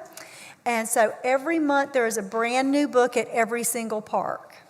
And then they rotate. So you could go to your same park. So for me, it would be Stump Sound. I could go to that park for 5 years before I'm going to see the same book title. Or if you just love going to the park, or you love reading, which we all know you do, you could go to a different park within that month and see 5 different titles. So right now we just changed out and put the books out for May, and May's theme is movement. So you can go dance with Howard B. Wigglebottom, or you can go see Silly Sally doing some handstands. So that's one of our programs. Our second one is our little free library. I don't know if you're familiar with them. They almost look like bird boxes. We have a lot that are outside. We have a few that are living inside of businesses or agencies now. They're filled with books for children birth through adult. So this is a real way to try to make sure we have reading materials available for the parents too, because we know we have parents that struggle with literacy issues. We know that it is important for a child to see their parent reading, like it's something fun to do, the parent wants to do it. So by having these little free libraries throughout the community, it helps to bring awareness and resources. So right now we have 22 of those, and we're getting ready to expand through a partnership we have with Kiwanis. Our goal is to make sure that we have little free libraries at every elementary school. Then we're going to make sure that they're at every child care center. And then we've had a lot of requests from middle schools. So that was kind of a surprise that kids that age, in this age of electronics and technology, are saying, can we have, they're calling them book boxes. So absolutely, we can make sure that happens. So we're very excited about that, and we're looking for other ways to grow that program, to get them into neighborhoods, into businesses that work with families, as a way of making sure that families have those materials, whether they can get to the local library or not. So the premise is grab a book, leave a book. If you have one, great. If you need one, there they are. And we always have ongoing book drive efforts. So if you want to organize a book drive, feel free to do so. We take all books, and then we find our gently loved ones new homes. But right today, for Imagination Library, the thing that I want you to think about today is how you can be a part of it. Whether you have a child that is under the age of 5, if you do, please sign up. Give it to me right now, and I'll make sure that your child or children are registered before the end of the day. All children under 5 are welcome to participate. And a lot of times when I speak, I think people think about their own lives, like, do I have a child under 5? And so if you do, you think, yes, I've already done it, so I've checked that box. I've kind of mentally checked out of what's going on. But I want you to think about the families you serve. So when you have families that are coming in, this is another tool that you can use. Because whether you deal with children or not, maybe you're dealing with parents. So think about ways that when parents come in and you're talking with them, maybe this is a way to help literacy, but maybe it's also a way to help with some bonding. Maybe it's another way for the parents to learn how to communicate better with their children. Besides the obvious goal of making sure that we have children ready to enter kindergarten, ready to learn. So a lot of those things revolve around books, having books in the home, and parents learning how to use the books effectively within their own homes. And you can be a great part of that, whether it's your own family, people you know through your place of worship, places that your kids go and play sports, or through your own network where you work. We're always actively looking for sites who want to be a registration site and who can help us find those 15,000 children that we are actively trying to keep registered. So it's a lot harder in Onslow County. I'm sure you are aware of turnover rates. So we hover around 10,000 children who are actively receiving books right now. We have the capacity for 15,000. So we're about 200 children away from hitting that goal of having actually registered 15,000. But as children do, they grow up and they age out at 5. And unfortunately, about a third of them continue to move. You know, we're just one stop along that military family lifestyle that they have going on. So if you have any questions, you can reach me at the Partnership for Children. I'd be happy to answer any questions, drop off brochures if you'd like to be able to hand them out where you work, or even send them to you electronically so you can share them with your electronic friends. Thank you.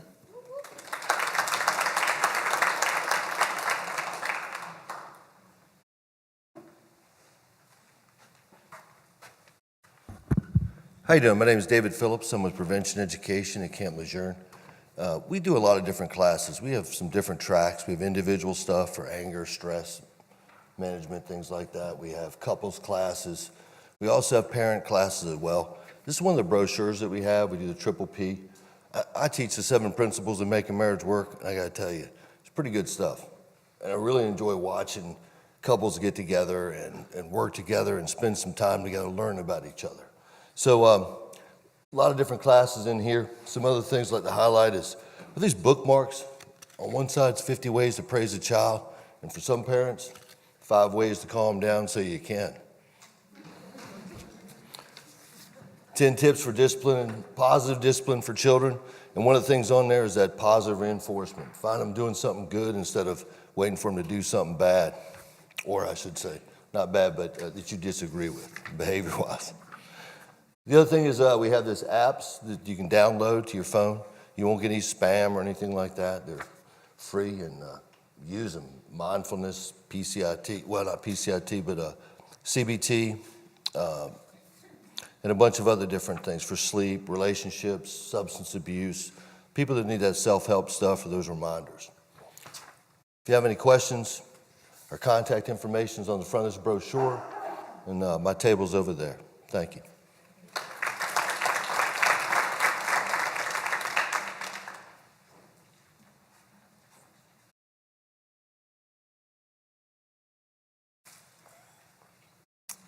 Good morning, everybody. My name is Gina Zotes, and I am with Coastal Carolina Neuropsychiatric Center. We are a private mental health agency, and we provide services such as medication management, individual, family, and group therapy, Suboxone treatment, psychological testing, and transcranial magnetic stimulation, which is what I wanted to talk about with all of you this morning. I'm going to get my guide up here because I can get really excited about this and then lose my train of thought. So here's what we know about depression. We know that when someone takes their first antidepressant medication, there is a 27.5% chance that it's going to be effective for them. Now, in that chance is also the risk of side effects. Every medication they take subsequently, the ability that it will be effective decreases. And by the time they've tried their 4th medication, there is only a 6.9% chance that it will work for them. So what are we going to do about that? Because that doesn't work for me, okay? So what we have come up with, and we're partnered with NeuroStar, is a transcranial magnetic stimulation machine. I know this picture is not great, but I do have brochures on my table and you can see it a little bit better. It is an MRI-grade magnet that sits on the left prefrontal cortex of the brain to stimulate the neurons so that they depolarize. This way they create and accept their own serotonin again. So really, the way I like to describe it is like a car. We can put as much gas in the car as we want. If the battery isn't on, it's not going to go anywhere. So we can put as much medication in the body as we want, but if the neurons aren't accepting the serotonin that the medication's giving them, it's not going to be effective. This is not in an effort to take people off of their medications. It's so that their medications are more effective or they can be on less of them. Most of my patients are on a pretty severe antidepressant regimen that gives them an incredible amount of side effects and also some kind of antipsychotic augmentation, which is a lot of medication. This is for the severely depressed person. We're talking scoring on a PHQ-9 of like a 20, 25. The people who haven't sung to the radio with their children in years are now singing to the radio because of TMS. I had a patient crying because she was like, I looked at my kids and I smiled the other day. And that was like the biggest thing in the world for her because she had been so depressed for so long. So it is an FDA-cleared, non-drug treatment for depression. We are hoping that very soon the research will be out that we'll be able to treat PTSD and anxiety as well. However, that is not FDA approved at this time. So let me tell you how this is working. After the 6 weeks of someone coming 20 minutes a day, 5 days a week, we are seeing a 62.3% response rate and a 41.2% remission rate. 1 year from that date, we are seeing improvement to those numbers to a 67.7% response rate and a 45.1% remission rate. This works, and we're seeing year-long longevity with these patients. I'm getting the fingers, so I'm going to wrap up. We all know that there is a significant amount of side effects with antidepressant medications: insomnia, headache, blurred vision, dried mouth, fatigue, weight gain, nausea, sexual side effects, you name it. There is very, very minimal side effects with TMS. Scalp pain and discomfort is the primary side effect. It kind of feels like somebody's tapping you on the top of the head. So you notice it, right? However, people say that goes away pretty quickly. It's like wearing a piece of jewelry. You stop noticing it after a while, and you're doing this every day. The last risk that I like people to know about is there is a risk of seizures. There is a 0.01% chance of a seizure. You have more chance on Wellbutrin to have a seizure than you do in the chair. And when I read the research myself, the only people that had seizures were people who did not disclose changes in medication or did not disclose history of seizures previously. So really, so long as the patients are being honest with us, there's no risk of a seizure at all. I think that's pretty much it. We're really excited about this treatment. We're seeing incredible, incredible improvements. I would love to talk to you guys about this, so if you have any questions, please feel free to see me at the bright, shiny table over there, because my interns love me well and know I love sparkle.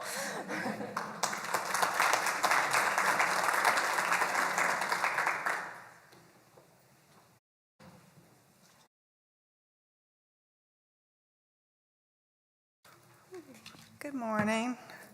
I am Tracy Hyde. I'm with Integrated Family Services. I am our Southern Region Mobile Crisis Director.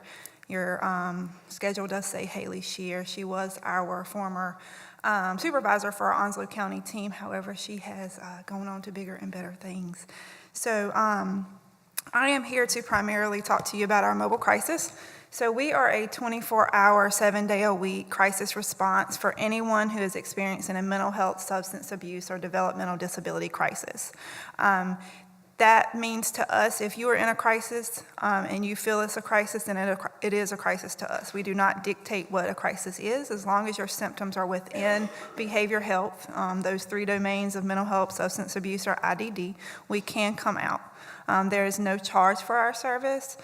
We don't want there to be any barrier for us coming out and responding. And what it kind of looks like is the calls come into our 24-hour call center. They are screened to make sure that they are appropriate for us. And then once that is determined, the teams are dispatched out. A qualified mental health professional will come to the scene of the crisis. They will do an assessment to gather more information about what triggered the crisis, what's the history, and then they're going to consult with a licensed professional with every single call. That is somewhat unique to our agency. We do believe in collaborating with a licensed professional that is appropriate to the situation, meaning a clinical social worker if it's mental health, addiction specialist if it is substance use, and an IDD specialist if it is developmental disabilities. So they collaborate together to determine what is needed for that client. We are a diversion service, so we're trying to divert the person from going to the hospital or inpatient. But if we can't do that, we will link them appropriately. However, if we are able to divert them, we are going to create a crisis plan and then help them get linked to the services that we need, or that they need. We are not a long-term service, so we stay involved usually about 1 to 2 weeks on average. We have stayed involved much longer or much less, just depending on the needs of the client. However, during that time, we're making sure that they don't have any barriers to getting them to whatever the service that was recommended for them. So that is mobile crisis in a nutshell. We do have a table, of course, if you have any questions. All of our RAC cards are over there. Our number is up here. We take referrals pretty much any and every way, the client themselves, law enforcement, DSS, schools, family members. So just call us. Our screeners will kind of guide through if you have someone that you think may be in need of our service, and we can kind of walk you through if they're appropriate or not. The other service I just quickly wanted to talk about, I have one of our other staff, our lead intensive in-home team. She'll be up here shortly to talk about that service. But while I'm here, I did want to talk about our crisis chat service. So we have smaller cards that are on our table. This is a 24-hour crisis chat line or online emotional support where anyone can log in and talk with a qualified mental health professional 24 hours a day. There's no charge for this service, and we don't need any consent. So this is really good for the young folks that maybe are embarrassed or don't want to talk with someone. This is something that they can use and can log in and talk with someone as well. All right, if y'all have any questions, please come by our table, and thank you.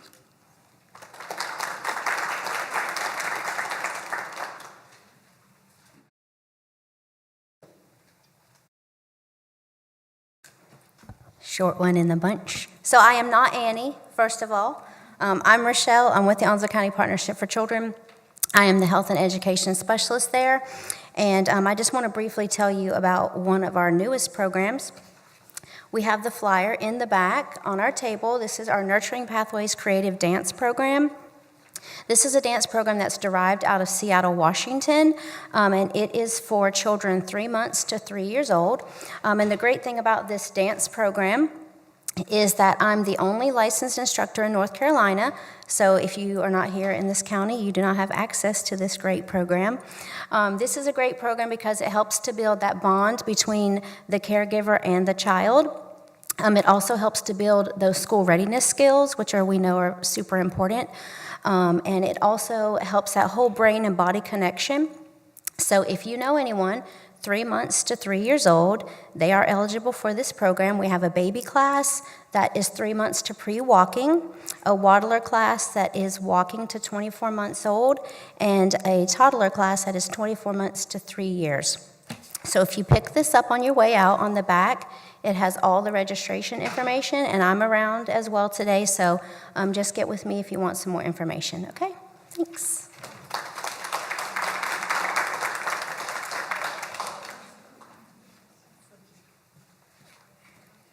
Good morning. My name is Jamelia Wilson, and I am the Intensive In-Home Team Lead for Integrated Family Services. Quick survey. Raise your hand if you have children. Almost everybody. Okay, now, raise your hand if you have ever thought about putting your children out of your home. Be honest.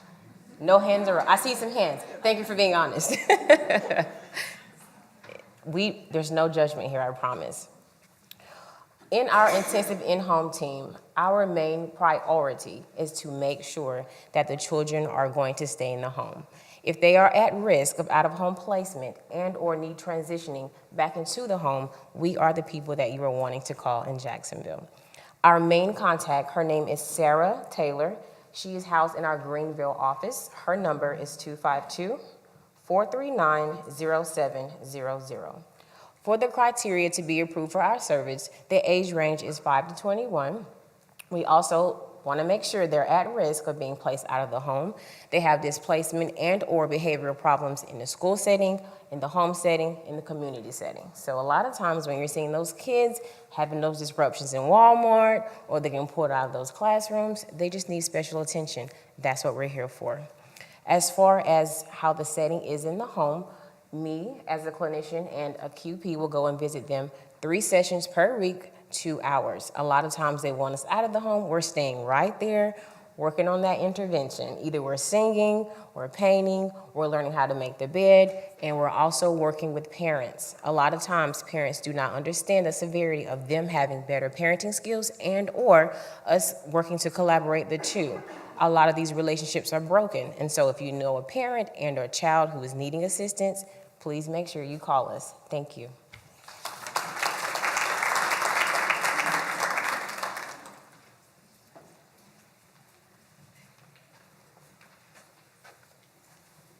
Hello, my name is Simeon West. I'm the community liaison with Onslow County Child Support. What we do is we go and try to help these children in Onslow County. Whenever there's a child that may have a home with a custodial parent, non-custodial parent who is living separately, what we do is help to establish a child support order, or we will go and act on a child support order. Whenever someone comes into our office, they'll fill out an application. Once they fill out the application, it'll go to our group intake.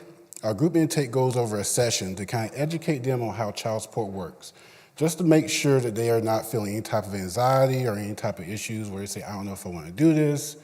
However, if they are receiving any services from Onslow County DSS, it's free, but if they are not, they can pay a $25 application fee. After they go through the group intake, then what happens is our establishment workers, they go and decide if it's going to be an Onslow County order or if it's going to be an out-of-state order, depending on who has jurisdiction. If it is an out-of-state order, then we have our interstate team help that custodial parent and non-custodial parent establish that order. However, if it is in state, then we take care of it. Once we go and build a case and we go and set the order to go, it goes to court. And once it goes to court, we go and try to make sure we establish whatever type of support for that child. We always say that we represent the child, we don't represent the custodial parent nor the non-custodial parent. Once that's established, let's say if the non-custodial parent is having any issues making any payments, or if they don't have a job, then what happens is they'll get a referral to me. And what I'll do is I'll actually help them find employment. I've had really good success working with the WIOA program, trying to go and make sure that I go and help them get a job first and then look towards a career. One thing that I always go and say is that we try to make sure we give hope, because sometimes people want to go and do things like pay their support, they want to go and make sure they're there for their children, but they don't have any sort of income. That's where our care program comes into effect. Last month we had Donald Trump went and said the month of April was Second Chance Month, to give these non-custodial parents who may have some sort of criminal background hope that they can find employment. We've also was able to partner with the House of Rayford so that we've actually been able to send applications through text message so they can get employment in an instant. We was in court one day and one non-custodial parent went and filled out the application, sent it back, and had a job on Monday so he can make sure that he supports his family. Another part of our program is working with Camp Lejeune. We have a place in the WIC office, and I'm there on Mondays, 10 a.m. to 3 p.m. And we try to make sure that those who are in military have a place they can go that may be a little bit more secluded. Sometimes you don't want to go and put all your business out there. And they come see me and I educate them on everything they need to make sure they can go through the group and get everything taken care of. We always are here to go and modify any type of orders, and we're always trying to make sure we go and make connections within the community. I think what's most important is that when you're looking at child support, we act as the middle person. Sometimes the custodial parent, non-custodial parent may not be seeing eye to eye on the amount of support that should be there. So we try to make sure that we go and negotiate between them so that both parties can, number one, be satisfied with the order, number two, the order can be paid, and number three, the child is taken care of. And that's what we do at Onslow County Child Support. Thank you.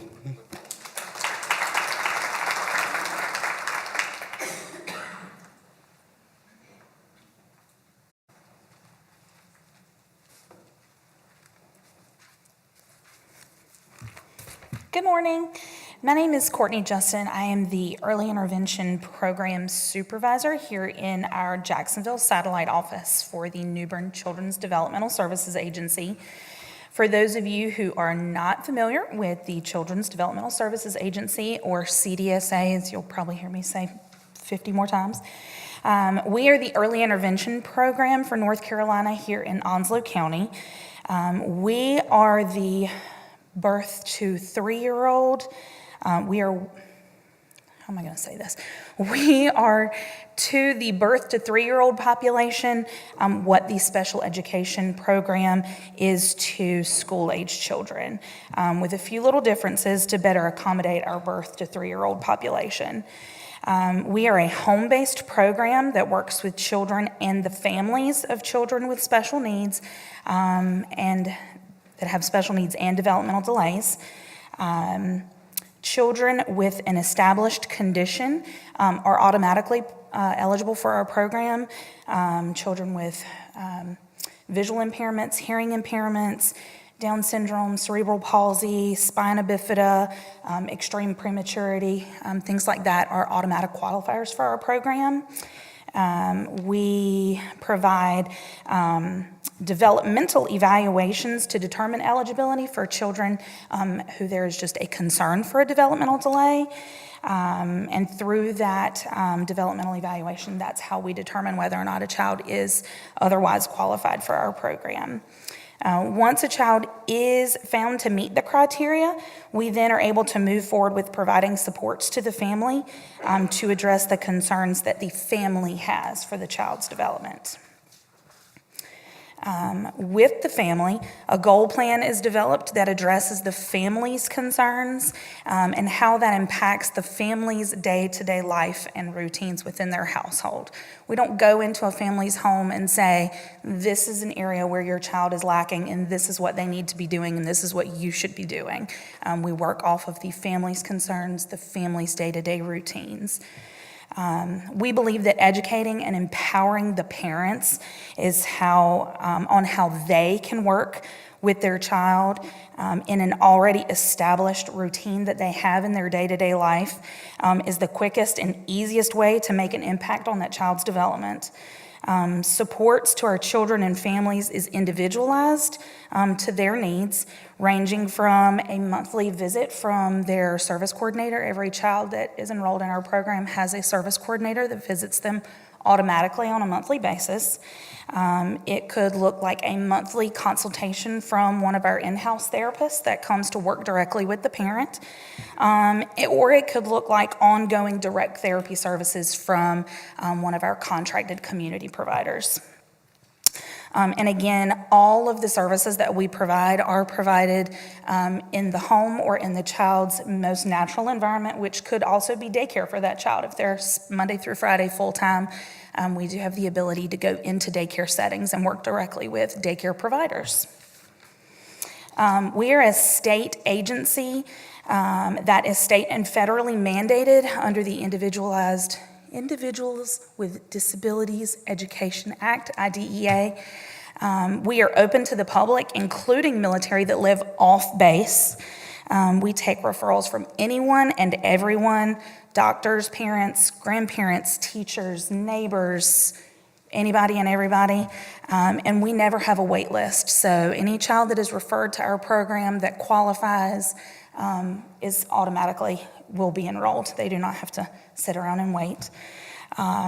We accept all private insurances and Medicaid, and we also work on a sliding fee scale for those that do not have any insurance. Referrals to our program are made through our main office, which is in Newbern. The phone number for that office is 252-514-4770. You can also visit our website, which has a lot of more detailed, cuter, prettier information than what I'm up here talking about, which is www.early.nc.gov. The mascot for the early intervention program is a cute little bee. There's actually 3 of them, which are Bee, Earl, and Lee, B, Early, and when you string it all together, it looks like BEE, early. So I'll be around. Pink hair, peach necklace back there if you have any questions. Thank you.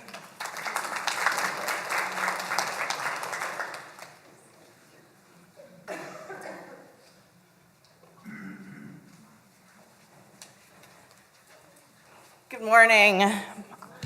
My name is Sarah Moida, and I am a training, education, and outreach specialist with the Exceptional Family Member Program located on base.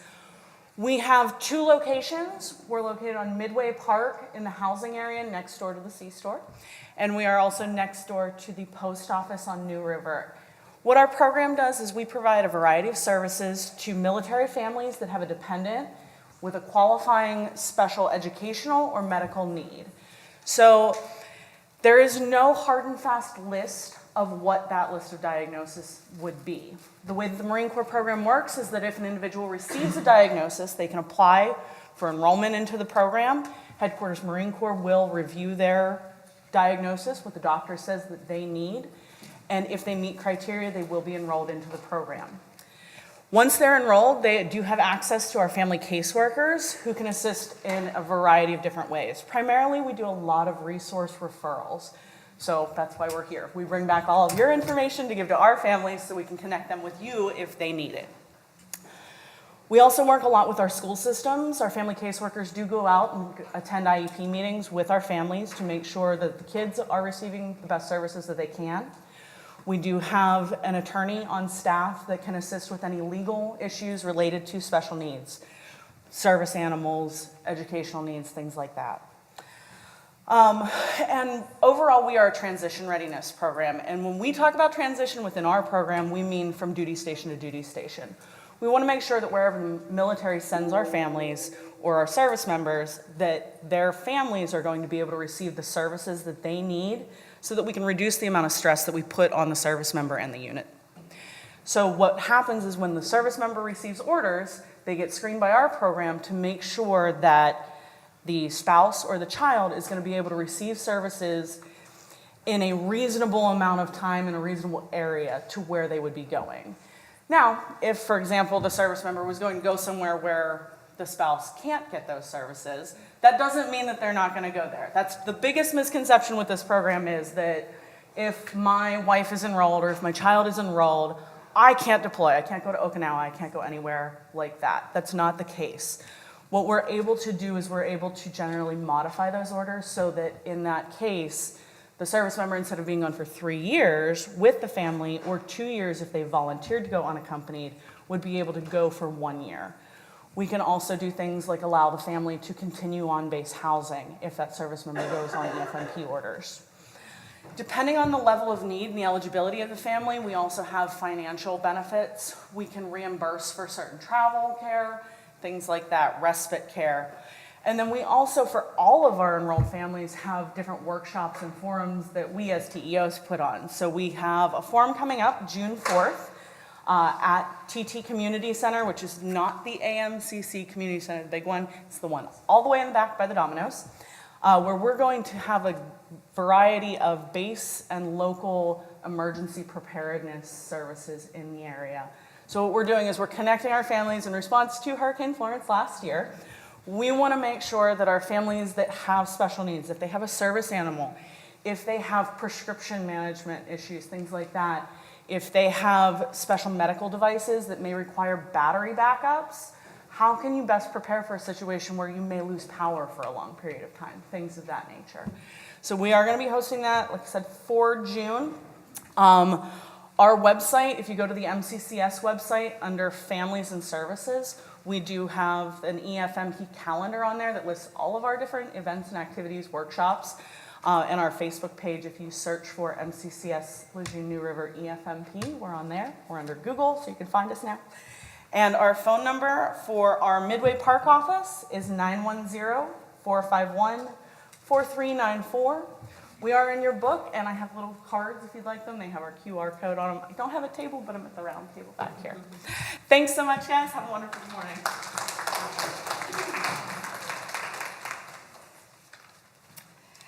Good morning, everyone. I am Melissa Villa. I am the new family liaison over at Onslow County Partnership for Children in the Early Head Start program. This program is a comprehensive home-based school readiness program that provides services to children birth to 3 years old and expectant families at no cost to them.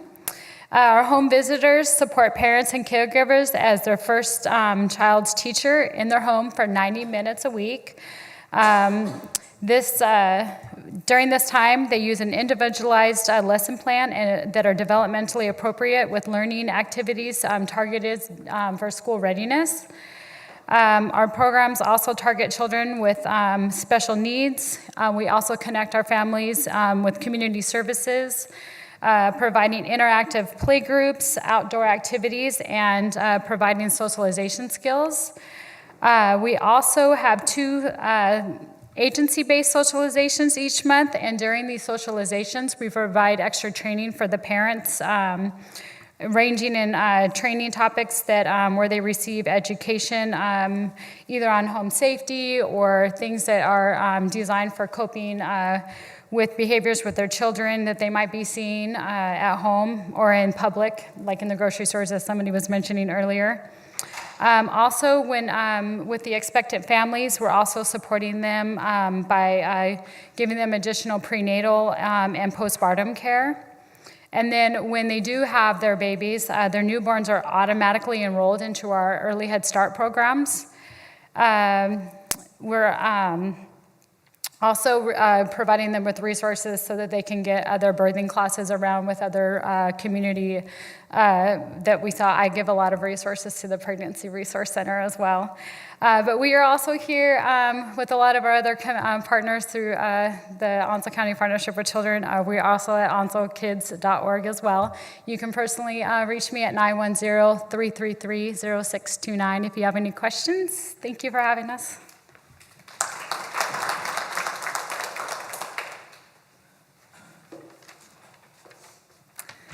Good afternoon. My name is Arian Davis, and I'm an advocate at the Child Advocacy Center. We're within the Partnership for Children. So we serve children ages birth up until their 18th birthday when there are allegations of sexual abuse, physical abuse, or serious neglect. We start doing interviews for children from ages 3 up, and those are by trained interview specialists within the CAC. We offer comprehensive medical exams to all the children that come, and that's a way to let them know that their body is healthy and safe. We can do testing and sexual assault kits whenever that's appropriate. For every appointment, we have 2 advocates assigned to that case. One is a child advocate, so they orient the child to what the appointment's going to look like that day. They can come back to the team with information about their developmental capabilities and what we need to do to make them feel the most comfortable they can while they're with us. And then they're with that child throughout the appointment, providing support as well as debriefing with them at the end of that appointment to provide them with coping skills before they begin therapy. Then we have a family advocate that meets with the parent or caregiver that's present.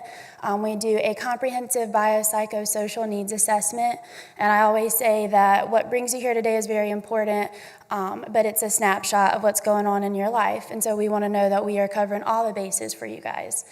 So we do that for them, and then the family advocate stays involved on a very regular basis after that, up until the point of the case being closed or going to court, in which case we can accompany the family and the child at the court as well. But we kind of say, once you're our family, you're always our family. So if you ever need anything, they always have our contact to reach back out to get up with us. We make a lot of referrals for therapy, different classes, different resources. One good resource I like to share is the mamabeareffect.org. They have a lot of good resources about body safety and how to have that talk with your kids as well as kids that you serve. We are expanding our reach in mental health and continuing to add trauma-focused cognitive behavioral therapists that we work with closely, as well as our prevention and education. We want to spread that word about ACEs, adverse childhood experiences, and resilience, so we go out and do that training whenever possible. And we work within a larger team called our multidisciplinary team, which is made up of law enforcement, social workers, the DA's office, the schools, programs in the community and on base. And we all kind of work together to make sure that our families are receiving everything that they can to be successful. All of our services are free to families and children at no cost to them. And we can only receive referrals from law enforcement within Onslow County or CPS in Onslow County.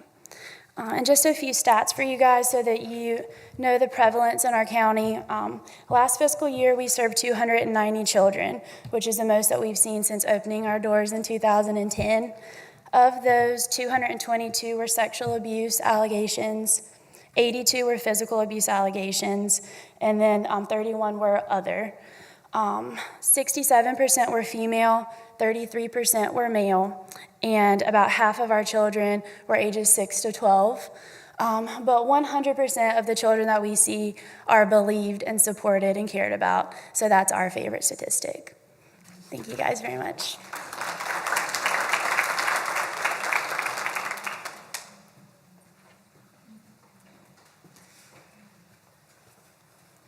Good morning.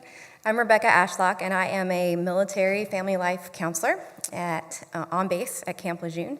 And the military family life counseling program is an incredible service that DoD has funded to provide military service members and their families, so spouses, their dependents, children.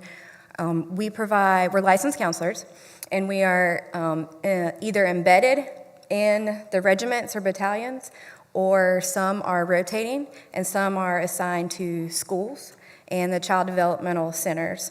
But we provide short-term counseling services for everyday, life stress. The military lifestyle is, as most of you know in this field, very challenging, and so we are there as kind of their frontline first point of contact for counseling services. We usually do refer for bigger mental health treatment to Community Counseling Center, one of the MCCS programs, or Naval. But we are a great resource that a lot of service members, or especially family members, may not be familiar with. So if you're ever working with a family that is military connected, you can always ask them, reach out to we're called MFLAC for short. So who's your MFLAC? And we are happy to help. We do not keep records. We are confidential. So it's a really great service because we don't report to the commands who we see or who we don't see. So folks can feel comfortable. We're flexible. We can meet on base. We can meet off base. Between the hours of 8 and 8, we just don't usually go to people's homes to meet, but we can be accommodating to make people feel comfortable. So we have a table with some information. Also, you can find on Military One Source, you should be able to find Military Family Life Counselor link to get connected to somebody on the installation, New River or Camp Lejeune. Thank you.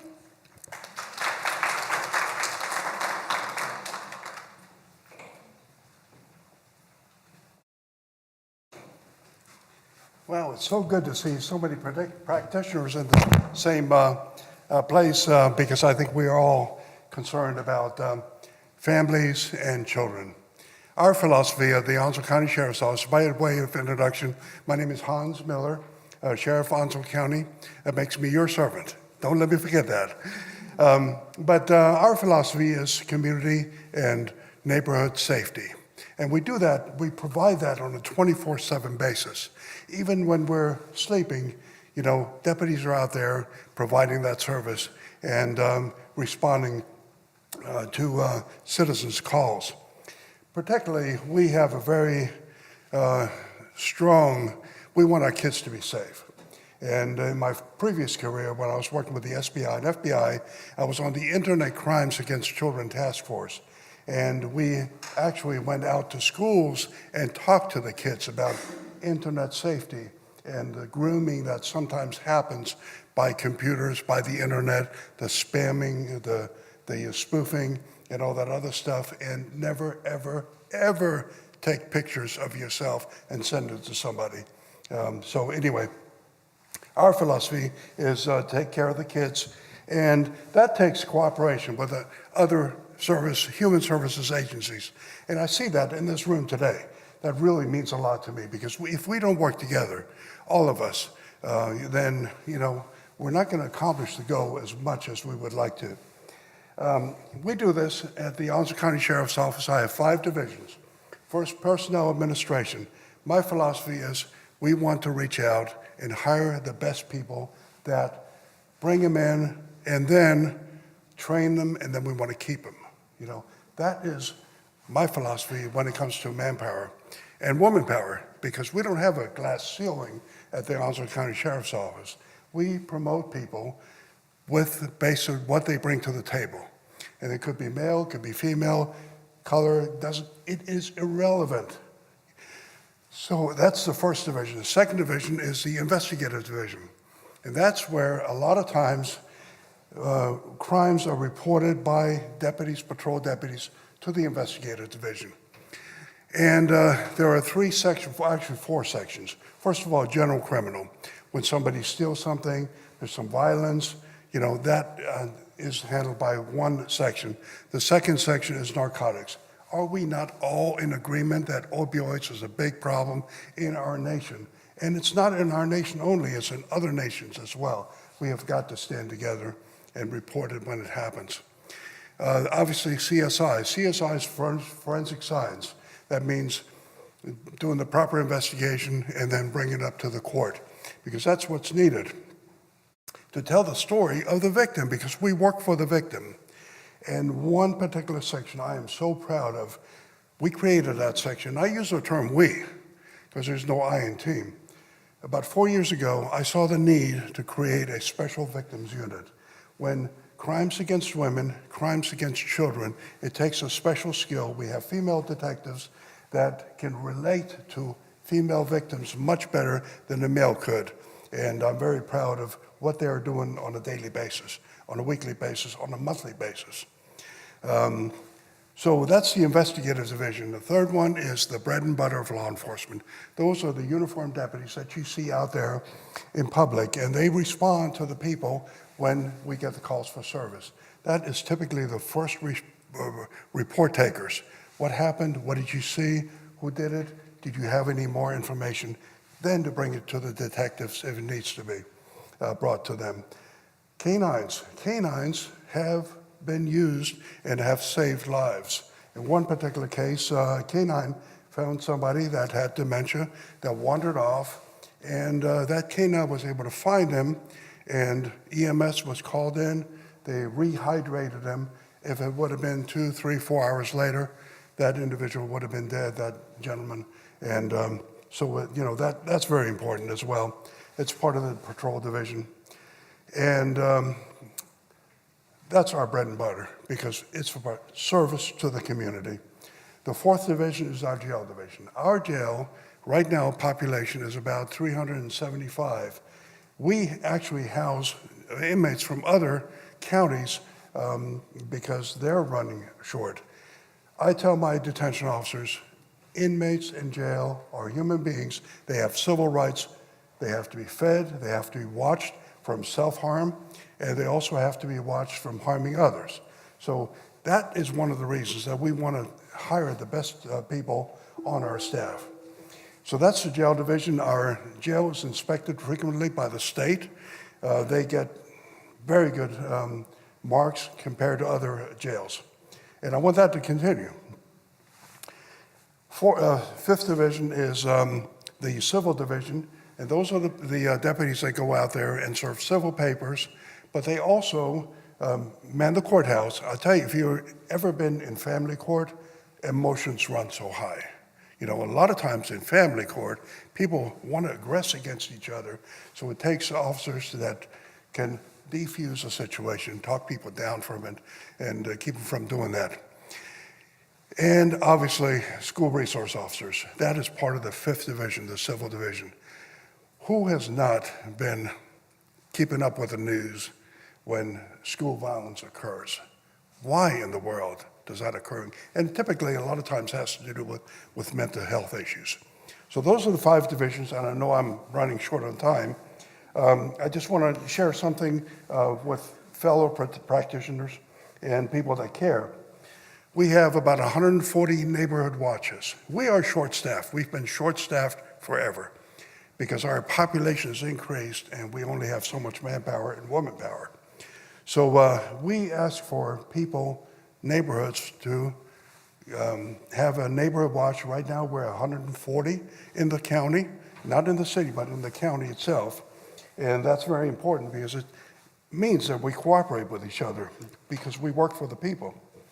Town hall meetings, we just recently had our 17th town hall meeting. It happened in Hubert. It was very well received. Didn't get any complaints, which kind of surprised me a little bit. But, that's good because I think two-way communication is so important with the people that we serve. We have to know what's going on before we can be a part of the solution.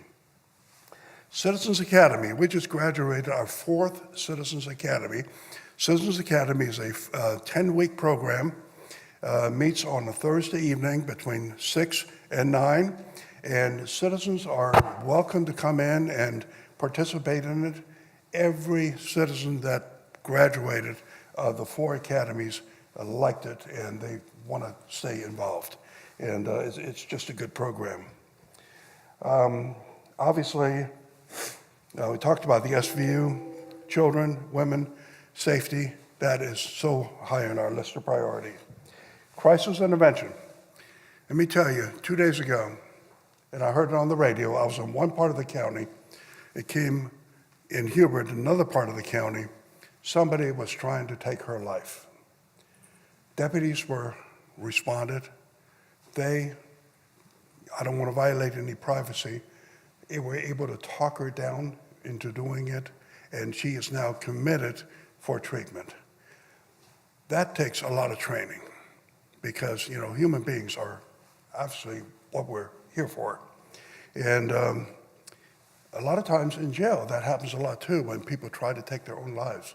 My detention officers are on it, they're spot on it, they prevent it, and they provide the treatment to the people. And finally, our place of worship security. We just heard a synagogue was aggressed against, for no other word. When somebody goes to a place of worship, they need to be secure. About a year and a half ago, we hosted in this very room a church security, place of worship security, because churches, synagogues, any place.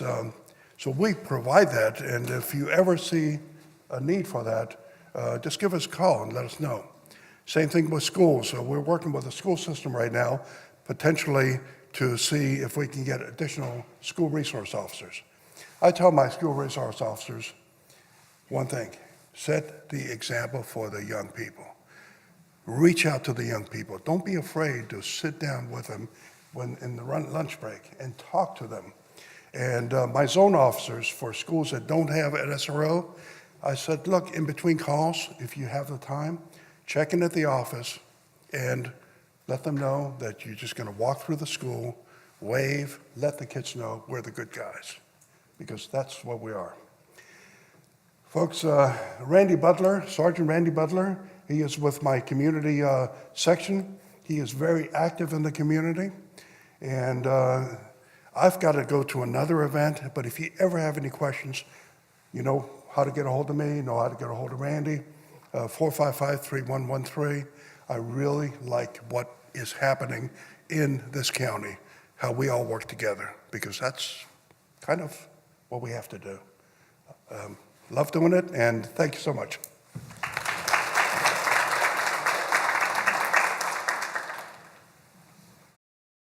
Good morning, everyone. My name is Michael Moreski, and I'm going to ask you to do something that no one's asked you to do this morning so far. Take a deep breath and shut your eyes for 20 seconds and listen to what I'm about to say. There was a child born with rose-colored glasses. So only lived my life through other people's lives and their feelings and emotions. I was a person at the age of 8, a child sexually abused. I know the taste of lithium. I know the despair of being told that you are no good, you're damaged goods. I know that trying to drive a car at 100 miles an hour into a 100-year-old oak tree, the oak tree doesn't move. I know the sound of a helicopter when they're telling you to hang on as they medevac you to a hospital. I know what it feels like to be within one breath of one's life because of being beaten to a different frame of mind and to be bruised so badly you can't see. I know what it feels like to have despair. I know what it feels like to be called 624-67050. A federal inmate of 6 years, until a federal judge said, our mistake, 6 years later, go home. I know what they feel like. Now please open your eyes. That's who I was, who I am. I'm a person of God. I am Papa, that I love more than anything else in my life. I am a father to a wonderful, young, vibrant woman. I am a husband that God presented me 40 years ago, an angel that still stands by my side. I am an uncle to many. I am a godfather. I am a friend. I'm a supporter. I'm a person that has found things in life that people could only wish they had found. I have found humility. I have tasted gratitude.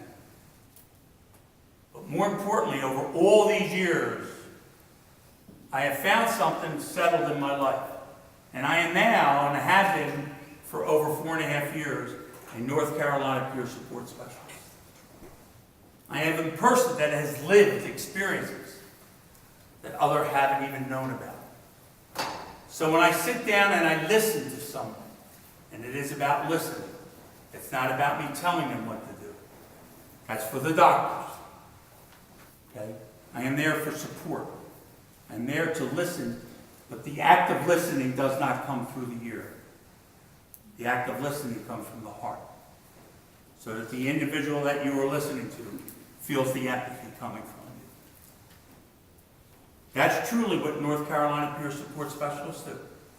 Right now, there are 3,600 peer support specialists in the state of North Carolina. Over there on that table, there's the information, of which 1,300 of them are now actively working. But we're at a hiccup zone here in Onslow. If you go out to Mecklenburg County, there's 417 of them working. If you go up to Durham or into Wake County, there's almost 700. 2/3 of them working. Onslow County, we have 19, of which 3 are working, and I'm one of them. I'm blessed because I work at Jacksonville Treatment, and I don't call it center. I call it community. Because we're able to listen to what people's needs are. And then because we ourselves, as North Carolina peer support specialists, have lived those lives that they have lived. First and foremost, they can't tell us a story that we haven't already lived or heard. We truly lived them. We're not there in a white coat telling them what to do. We're there to listen. Because what they're usually telling us are things that we ourselves live to. I tell you about these things and ask that I could come here today about that because I'm an advocacy for it, but there's such a need. If you take the time to look, and on the information over there is my name and my number, okay, because when I first took the course, it was free, and now it's like $800. But if they contact me, there are ways that that can be done for nothing. We need the advocacy of everyone in this room for what you're doing, but I also believe that we need the advocacy of people that have lived their lives. I think that you'll find success in that, and I hope that you'll take the time to look at that. The second thing I came here to talk about is that Jacksonville now has a new place to go to for some people. It's called Celebrate Recovery. It's back in town. Okay, it's on Friday evenings. Celebrate Recovery is about your hang-ups. Could be for addictions. You've heard of AA and NA. It's similar to that 12-step program, but I will tell you this, it's Christian-based. It's in 34,000 churches now across America. Here in Jacksonville, we have people coming in from all walks of life. 6 to 7, we feed you with a home-cooked meal so that you sit down and we break bread together and just have conversation. And from 7 to maybe 9:30, we have someone come in and give testimony. And we talk about the 12 steps. And we break down into small groups. And those small groups then have conversation about what's going on in their lives. Celebrate Recovery, just like peer support, we're able to take that flat plate that we all carry around with some frozen peas on it, we're juggling all day long. And we can do that because we have the strength to do that. But if you take individuals, and I know that I was one at one time, okay, couldn't even hold that plate up. Hand somebody a flat plate and put 6 frozen peas on it and tell them to walk around all day with it. Hand somebody a flat plate with 1 frozen pea, and you'll see they can walk around. The object of both things is a peer support is to help them remove the peas. Celebrate Recovery is just one piece of that pie. Consider those things. There's information over there. If I can help anyone in any way, my information's there. Please, reach out, as I did at one time in my life. Thank you very much for your time.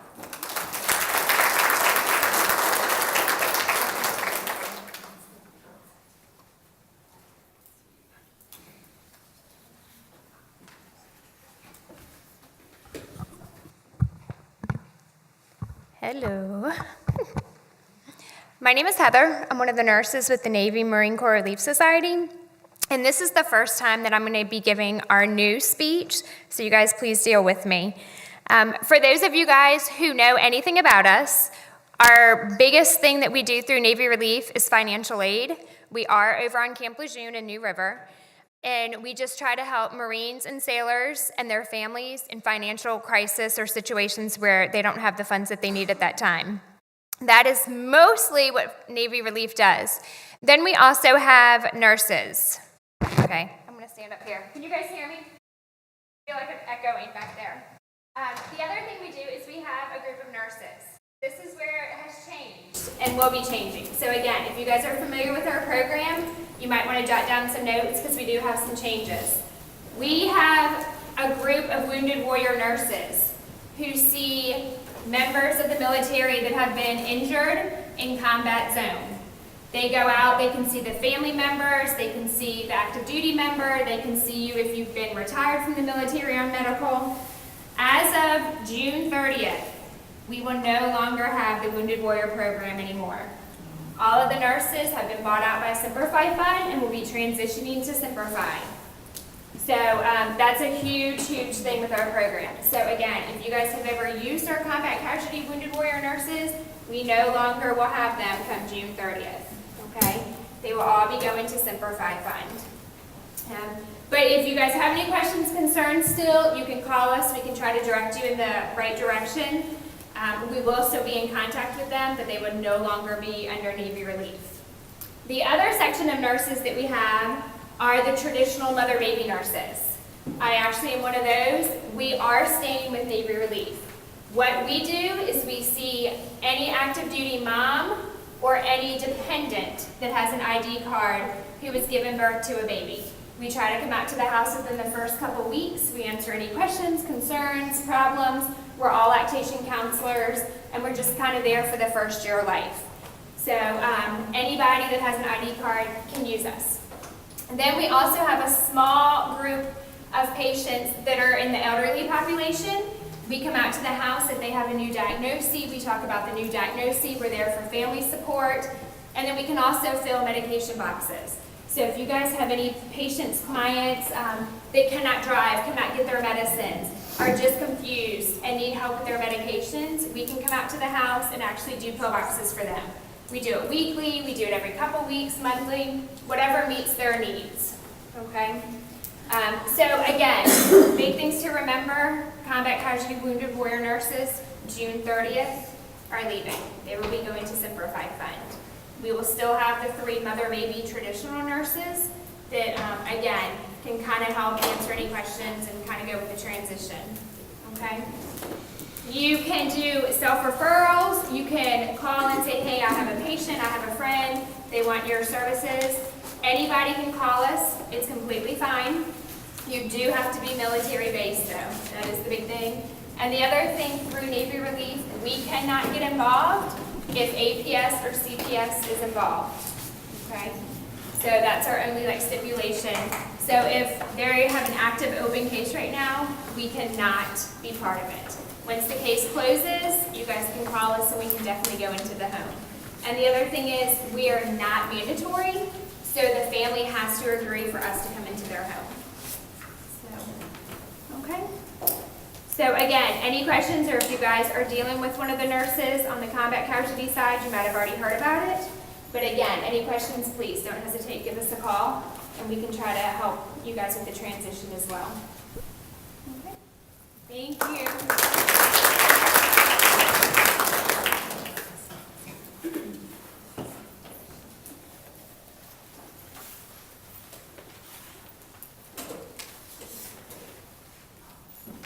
Hello, I'm Cretia Davis, and I'm from the Onslow Pregnancy Resource Center.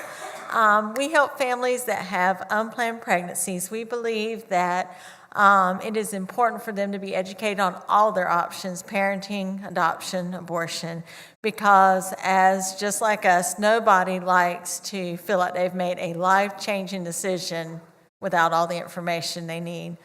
So all our services are free and confidential. We offer counseling, pregnancy test. Last year we became a medical facility, so we offer ultrasounds. We have a nurse staff and a medical director now.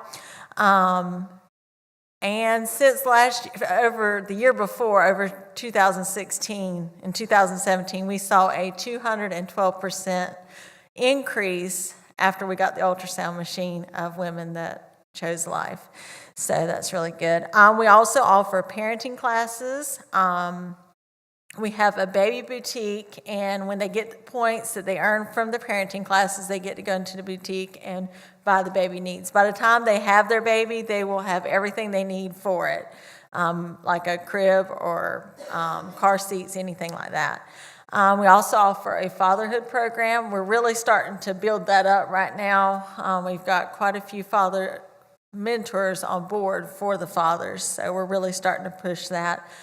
We do resource referrals, and also one of my favorite things to talk about is we do a support group called Forgiven and Set Free, because sometimes people feel like all we do is just want to save the babies, but that's not true. We care about the women that come in there, and if they've had an abortion in the past, or even while they're coming to us, they choose abortion, they can always come back, and we have a support group for them.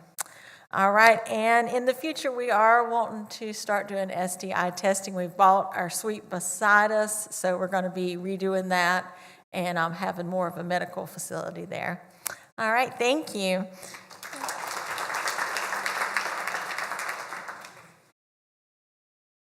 All right, we are done a little bit early, so if you would like to stay and network a little bit longer, we do have the room until noon, but then we're going to have to wrap it up and leave so that they can start preparing for the next event that they have. So thank you so much, everyone, for coming, and please feel free to stay a little bit longer and network if that's what you would like to do, and if not, thank you for coming.